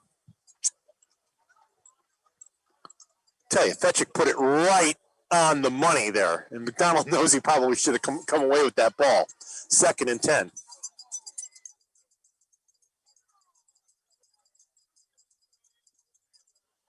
It's not just that Drew Fetchick can throw the ball. He's got a good arm and he's accurate. So if they have to throw, they can. And when they want to cross you up by throwing, they can. Back to the standard wing T now. 2nd and 10. Here comes Pettyjohn running to the 30 and tackled out of bounds at the 32-yard line. Logan Ort on the stop from his linebacker spot. And actually, they'll mark it at the 33, so give Pettyjohn 6 on that pickup. It'll be 3rd down and 4. 3rd and 5, we'll call it. 10 to play in the 3rd quarter. Chardon in command right now at 24-0. Trying to keep this drive going. Tothel will go out wide left. Pettyjohn and Ash, the wings. Carr will stand to the right of Fetchick, who will keep it. He'll run it up the middle, very close to the 1st down. Needed to get to the 38-yard line. He's awfully close. Officials will move the chains. And they're going to say he's a little bit short, but Mitch Hewitt may say, can we please measure and let's see for ourselves that they did that earlier in the game and were able to get the 1st down. The officials do not appear like they want to measure here. So Angelo Ferrante will check in, and Chardon's going to go for it here. Up 24. It'll be 4th and less than a yard at their own 38. Thinking here is if you can't get a yard up 24, you don't deserve. And somebody for New Philadelphia just went offsides.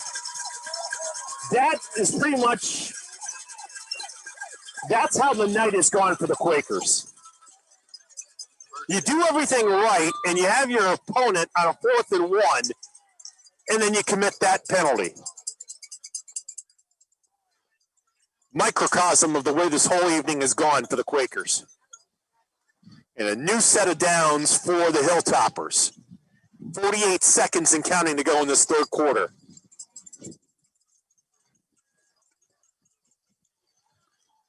Fetchick will give James Pettyjohn to the right at the 45 to the 50-yard line and brought down by Ort right at the 50. 8 more for James Pettyjohn. 2nd and 2 coming up. Well, he is so much fun to watch. Again, the way they use him, he runs from the wing when he gets the handoff with a full head of steam. You're not going to stop him. That will do it for the third quarter here in Chardon. 24-0 in favor of the Hilltoppers. We bring Tyler Carey in momentarily to give us some score updates. After an impressive third quarter by the Hilltoppers, especially by their offensive line, as TC joins me. And Tyler, boy, you had that pegged perfectly, TC. If New Philadelphia couldn't score on that opening drive of the third quarter, and they didn't, look out. Tell you what, it's just been a few plays tonight, just those little moments that make all the difference, and they have not gone the Quakers' way. Hats off to Chardon, though, so far an incredible performance by them. Things hold, it looks as if they're going to be on to the regional final. Now, some scoring updates. Obviously, we've said it ad nauseum. The winner of this game is going to either play Canfield or Streetsboro next week. Well, the Cardinals have now opened up a 21-0 lead on the Rockets in the fourth quarter in Portage County. Canfield really in control. It looks as if we're going to have a matchup between the Cardinals and the Hilltoppers next Friday night from right back there in Geauga County. Also, Medina and Menor had been close for a time. Well, just before the half, the Cardinals got a couple of touchdowns. They have now opened up a 35-14 lead, third quarter just underway in Lake County. Pretty unbelievable. Pettyjohn just got a first down run. Keep going, TC. What else? What do we have in Division II? Not a lot of big scoring updates so far. Hoban still leads Benedictine 17-0, third quarter just underway. Avon over Brecksville Broadview Heights 24-14. Also in Division III, the one all-local matchup, Ashland over Holy Name 14-7. That game is in the third quarter in Ashland. All right, Tyler, we'll catch you after the game as Pettyjohn picks up about 7 on first down. It looks very much, as Tyler said, like these Hilltoppers are going to face Canfield in the regional final next weekend. Barring anything crazy happening, and, well, it's 2020. I mean, why would anything crazy happen, right? Pettyjohn, since we've been awake, and a couple of runs, has taken the football down to the Quaker 29-yard line. 2nd and 4. And if the Hilltoppers were to score a touchdown here, the clock would be on the move for the rest of the game. Pettyjohn will watch Fetchick fake to him. He'll keep it, and Drew will run out of bounds to the 25-yard line, but there's going to be a flag down on the far side in the area of holding.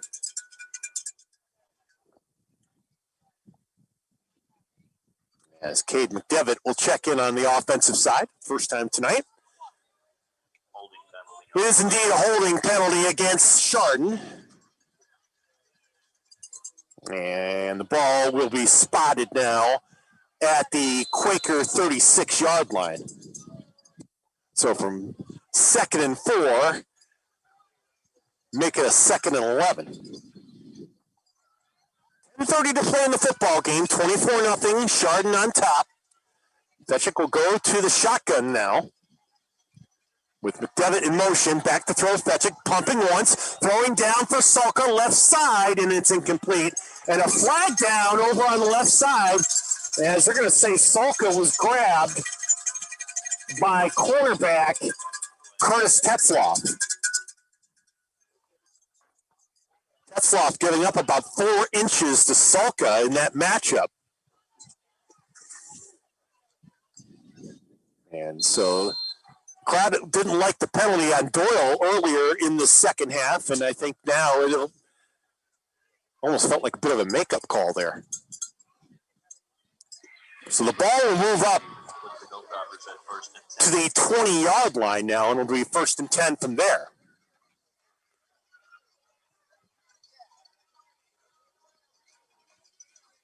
Toth now in at receiver over to the right. Ash and Pettyjohn the wings. Carr stands behind Fetchick.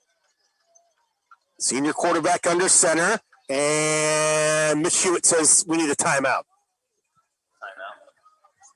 Actually, Pettyjohn is out right now. They've got McDevitt playing kind of that wing left spot. Now Pettyjohn's about to put the helmet on and go back in. So, but something was apparently not right on that particular play, and so the Hilltoppers will talk about it with 10:16 to go. First time out by either team here in this second half. Make sure you join us Wednesday at 4:30 on WKYC's Facebook Live and also on YouTube. Tyler Carey and I will have a rundown of where we're going to be next week for the game of the week. It'll either, more than likely, it will be a regional final game. It's not to say we wouldn't follow Mena or Medina for a state semifinal, but more than likely it would be a regional final somewhere, either Division II or Division III. We'll have a rundown of the rest of the action for next weekend. So we continue to move closer and closer to the state championships in Ohio high school football. Out of the timeout, 1st and 10 at the 21. Fetchick on a delay gives to Ash to the 15-yard line and then got tripped up where he's across the 15. Evan Ash gets about 6 on first down. Matthew Beach on the stop, 2nd down and about 3. You mark him at the 14-yard line.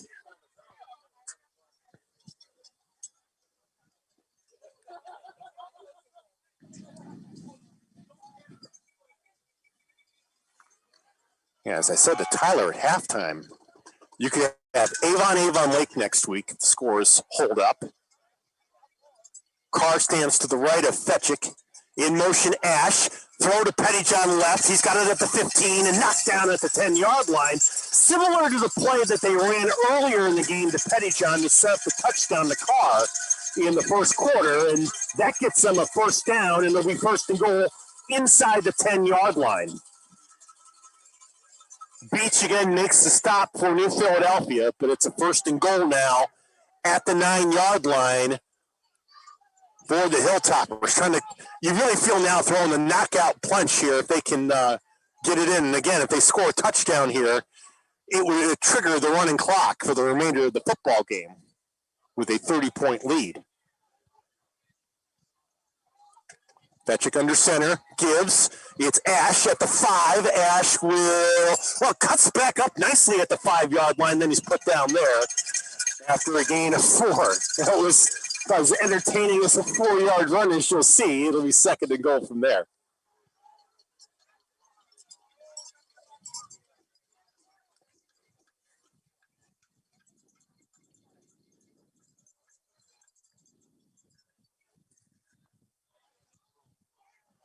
Chardon's gotten 2 touchdowns tonight from Sean Carr, 1 from Drew Fetchick. You wonder here at some point, maybe Mr. Pettyjohn will get an opportunity. Pettyjohn is now kind of flanked out wide right, along with Barker. Fetchick gets the snap, runs left to the 2, to the 1, dives into the end zone. Touchdown, Chardon. on another great run by quarterback Drew Fetchick. 5 yards on the scoring run, his second of the game. That's number 10 of the year. The clock can run for the rest of the night as the Chardon Hilltoppers can start booking themselves a trip to the regional finals.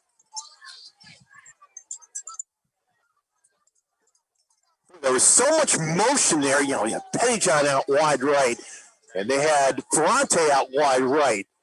And then Barker was moving in motion. Everything was to the right.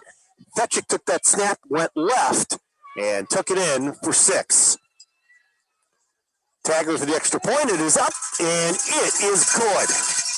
31-0, Hilltoppers, with 8:05 to play here in the fourth quarter.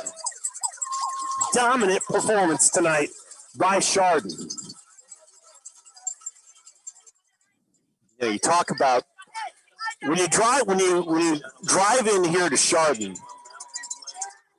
It was the officials, the PA announcer just mentioned that it will be in the running clock for the remainder of the night, which of course, when the temperature is below 40 degrees, everybody appreciates, including the announcer, but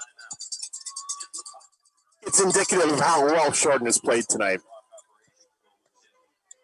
About as letter perfect of a game as you'll find. You drive into Chardon and there's still signs, 1994 Division II state champs. They were runners up in 98 when Mitch Hewitt actually was a player here for Chardon.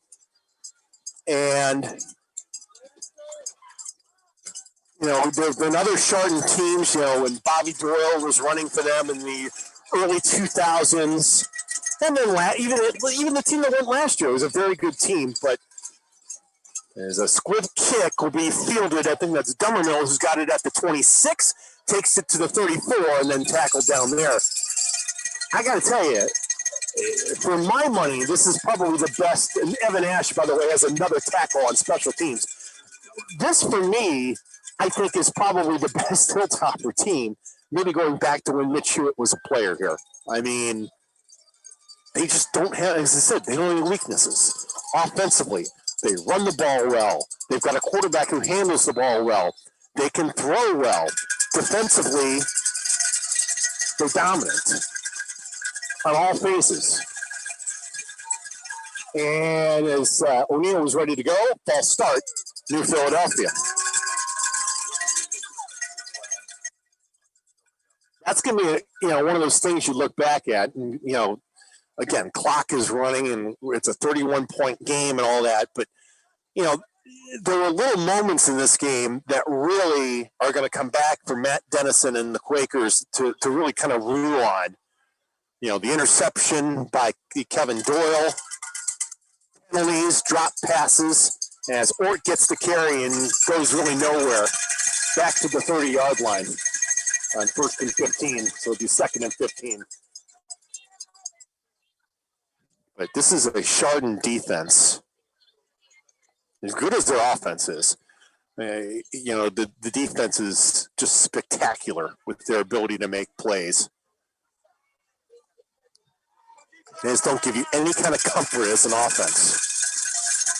2nd and 15. Dummermill goes in motion, and the give is to Ort. Finds a little running room, crosses the 35 to the 36-yard line. Set up about a 3rd and 9. Cade McDevitt on the tackle. Grandpa appreciates that I gave his grandson a shout out. Cade's had another good ball game tonight, Grandpa, no doubt about it.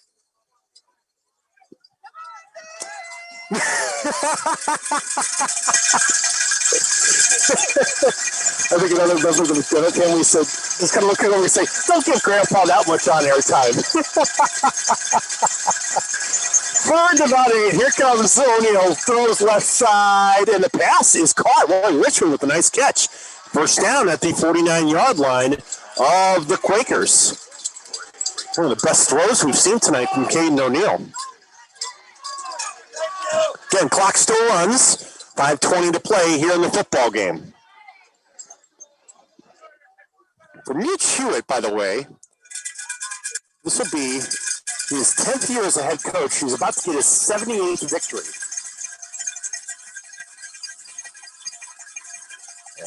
As O'Neal will throw deep left side, looking again for Richmond, and it's broken up and complete at the 20-yard line. Solka was down there on coverage, and so was Doyle. Second and 10.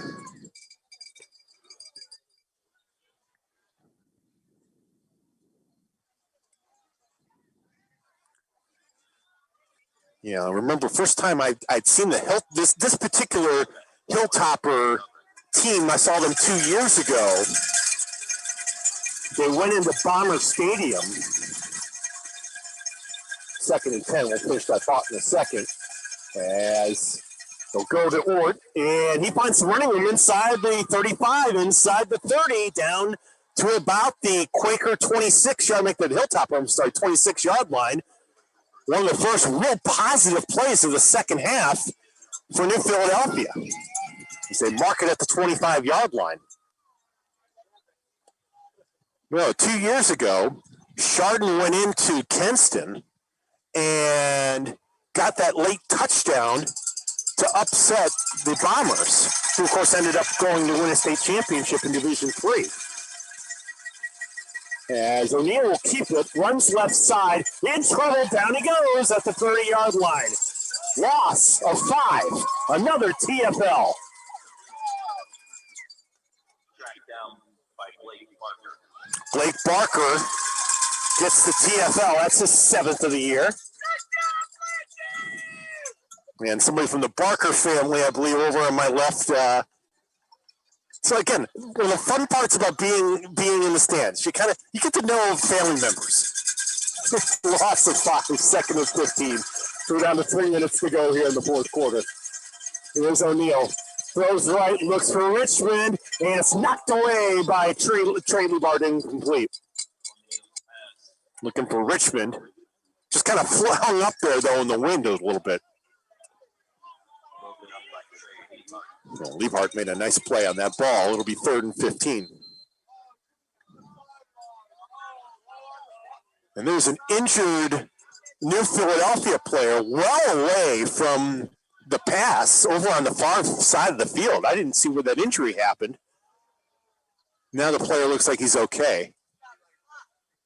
It was Ort who actually was down, but he is now okay and being tended to, and he'll walk off the field over to the bench. But just remembering that 2 years ago,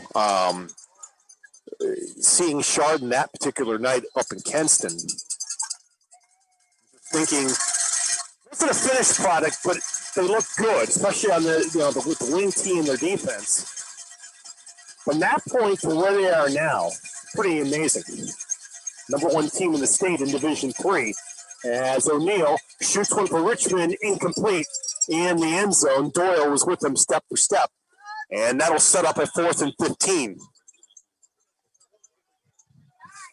Chardon, number 1 in the state in Division III. They've pretty much been that way for the last few weeks. And they are going to be a tough out, whether it's Canfield that they have to play next week. And beyond that, they're going to be a tough out from here on in. 1:43 and counting to play. Last gasp here for New Philadelphia. 4th and 15 at the Chardon 30. O'Neal, pressured, looking, throws right, and caught. Richmond's got it. Did he get enough for the first down? Nope, they say out of bounds. He caught it, but it was out of bounds.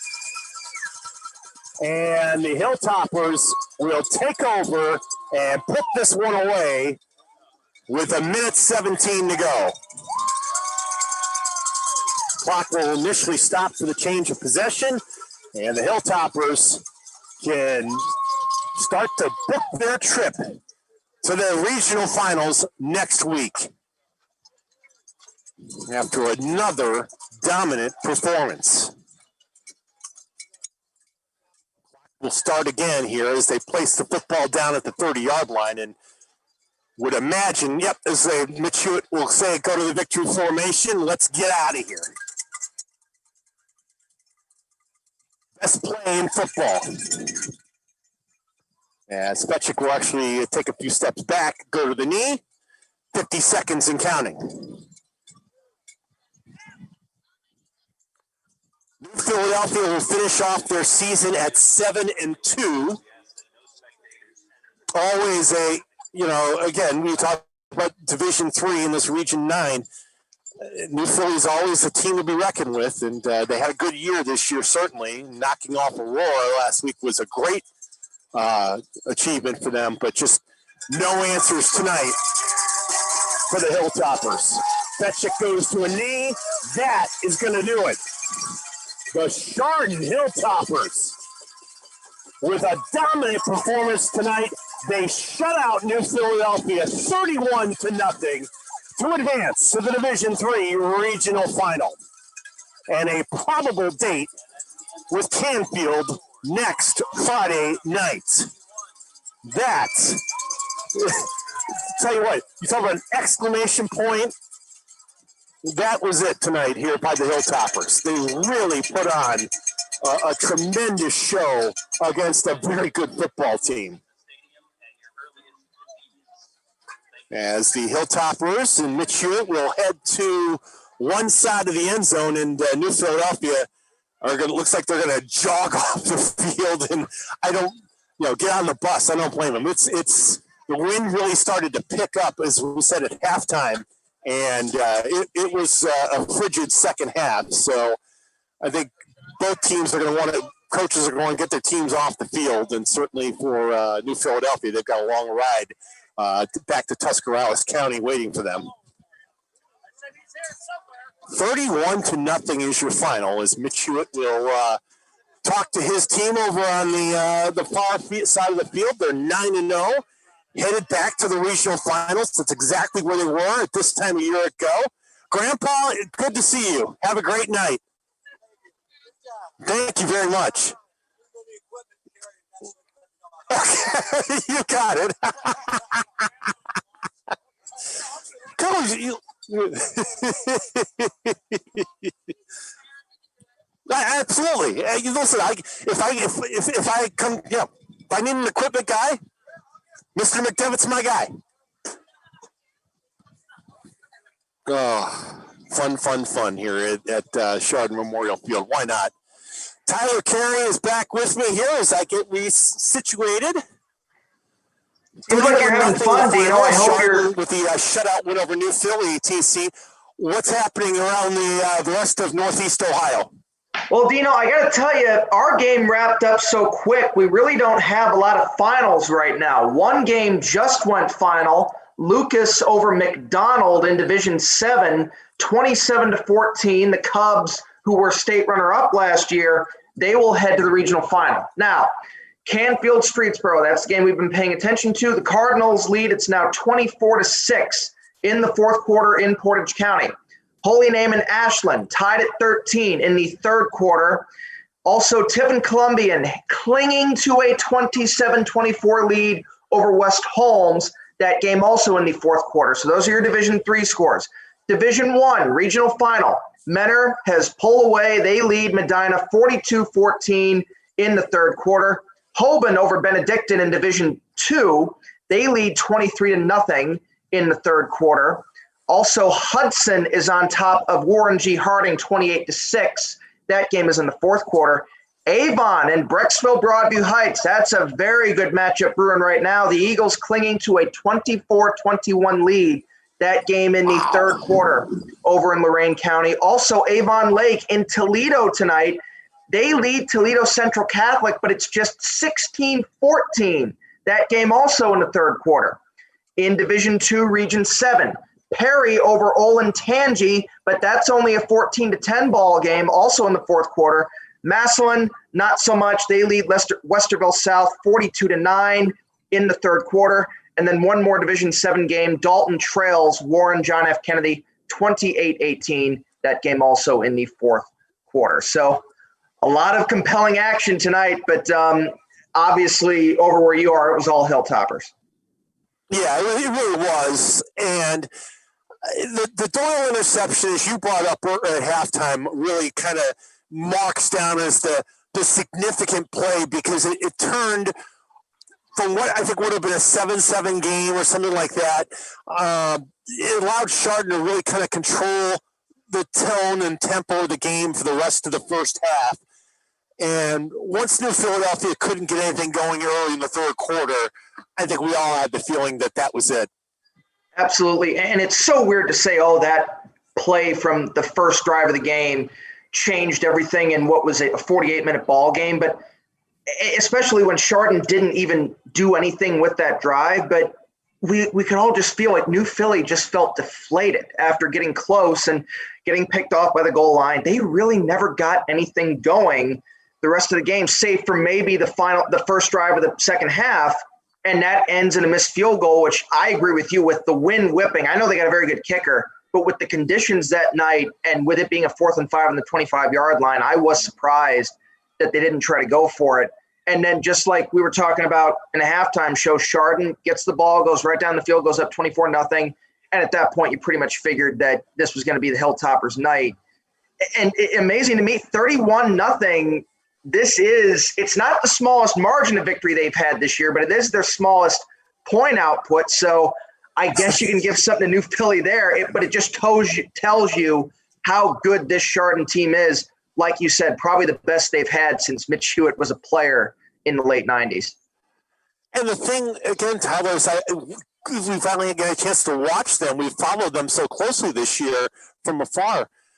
They don't have any weaknesses. No. There's not the facet of their team where you say, well, they better shore this up or they shore that up before some team's going to beat them. Yes, they run the wing team, but Drew Fetchick can throw the football and throw it well. So if you're going to key on Pettyjohn or key on Carr and Ash, they can throw the football. Fetchick's ball handling enables them to run it well. And you can't key on one guy. And defensively, I mean, it really is. It's 11 strong for everything on Mendezun, who's a Division I recruit, and Iowa State and everything. Ferrante is awesome. McDevitt is awesome. Gardner. I mean, they have so many talented players on this defense. No question. Dino, when you talk about teams being well-oiled machines, I don't think I can think of a better way to describe this Chardon Hilltopper squad. I mean, you just mentioned it. It's everywhere. This defense, they can throw the ball, even though they don't do it a lot, but when they need to, they can. James Pettyjohn, you may look at the box score and go, oh, he was kept quiet tonight. No, he had over 100 yards. He just didn't score a touchdown. But then again, there's Sean Carr scoring a couple of touchdowns. There's the quarterback scoring a couple of touchdowns. And then Mendezun, the big D1 recruit, but it was Doyle who had the big interception that really changed momentum throughout this game. Look, we don't cover a lot of the teams in the Toledo area or the Columbus or Cincinnati area. So I'm not really qualified to talk about just how good those teams are. But I got to tell you, it's going to be very, very tough for anybody to beat this Chardon squad. They are that good, and they are a pleasure to watch. Yeah, they really are. This was fun to see them for the first time, and I got a feeling this won't be the last time that we'll be watching the Chardon Hilltoppers on one of our games of the week, whether it's next week, state semis, or potentially the state championship, because they're heading in that direction. Absolutely. By the way, that game just went final. It's official. Canfield beats Streetsboro 24-6. It'll be the Cardinals and the Hilltoppers next week. Dino, I'm not saying we're going back to Geauga County next week. We don't know. But I got to think that matchup is going to be on our short list. Well, let me put it this way. I was told that if the game would be here, if I want to come back in my tent, they'll have it ready for me. So how are you doing? How are you doing? Like, are you warm enough? I mean, I feel bad looking at you. You look like kind of the Stay Puft Marshmallow Man with all your layers there. I really do feel guilty that I'm here and you're there, but it seems like you had a good enough time calling the game and talking to Grandpa tonight. Oh, well, yeah, between Grandpa McDevitt and, the Miss Hewitt's mother-in-law in front of me. I mean, it was great. I felt like a member of the family. It was great. But it's funny you said the Stay Puft Marshmallow Man. The marching band played Ghostbusters at halftime. So, I mean, Ghostbusters from 1984. So that's a perfect line, by the way.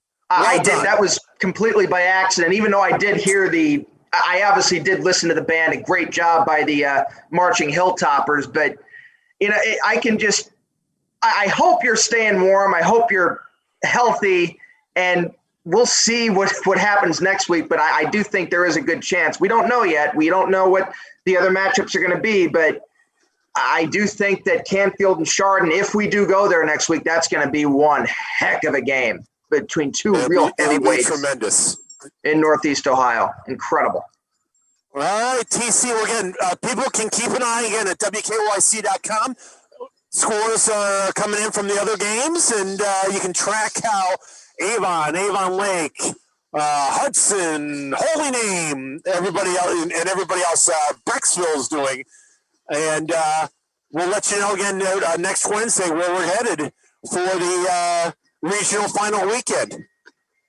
Absolutely, Dino. It's been a fun postseason. Really, it's fitting that in this crazy year, we're able to get a little bit of a respite from all that's going on by just the classic Northeast Ohio high school football. Even though the visiting bands aren't there, not all the fans are there, it just gives you those same goosebumps it always has. The same great players, the same great games. And I've said this every week, but I'm still so excited to keep on going and see how this is going to end. It's been a very fun ride so far. Absolutely. Partner, we'll see you next week. See you next week. Go warm up, Dino. Go turn the heater on in the car full blast. I know you need it. I am going to do that. All right. For Tyler Carey, I'm Dave DeNatale. I've been called today crazy. Are you that... Literally, I walked in here. First thing somebody said to me, "Are you that crazy Dave DeNatale?" So between that's how my day started, and the Stay Puft Marshmallow Man is how I finish. I mean, that's what I'm talking about. High school football, baby. All right. For Tyler Carey, I'm Dave DeNatale. Thank you so much for watching and listening, everyone. Again, your final from Chardon. The Hilltoppers 31, New Philadelphia 0. Have a great night, everyone.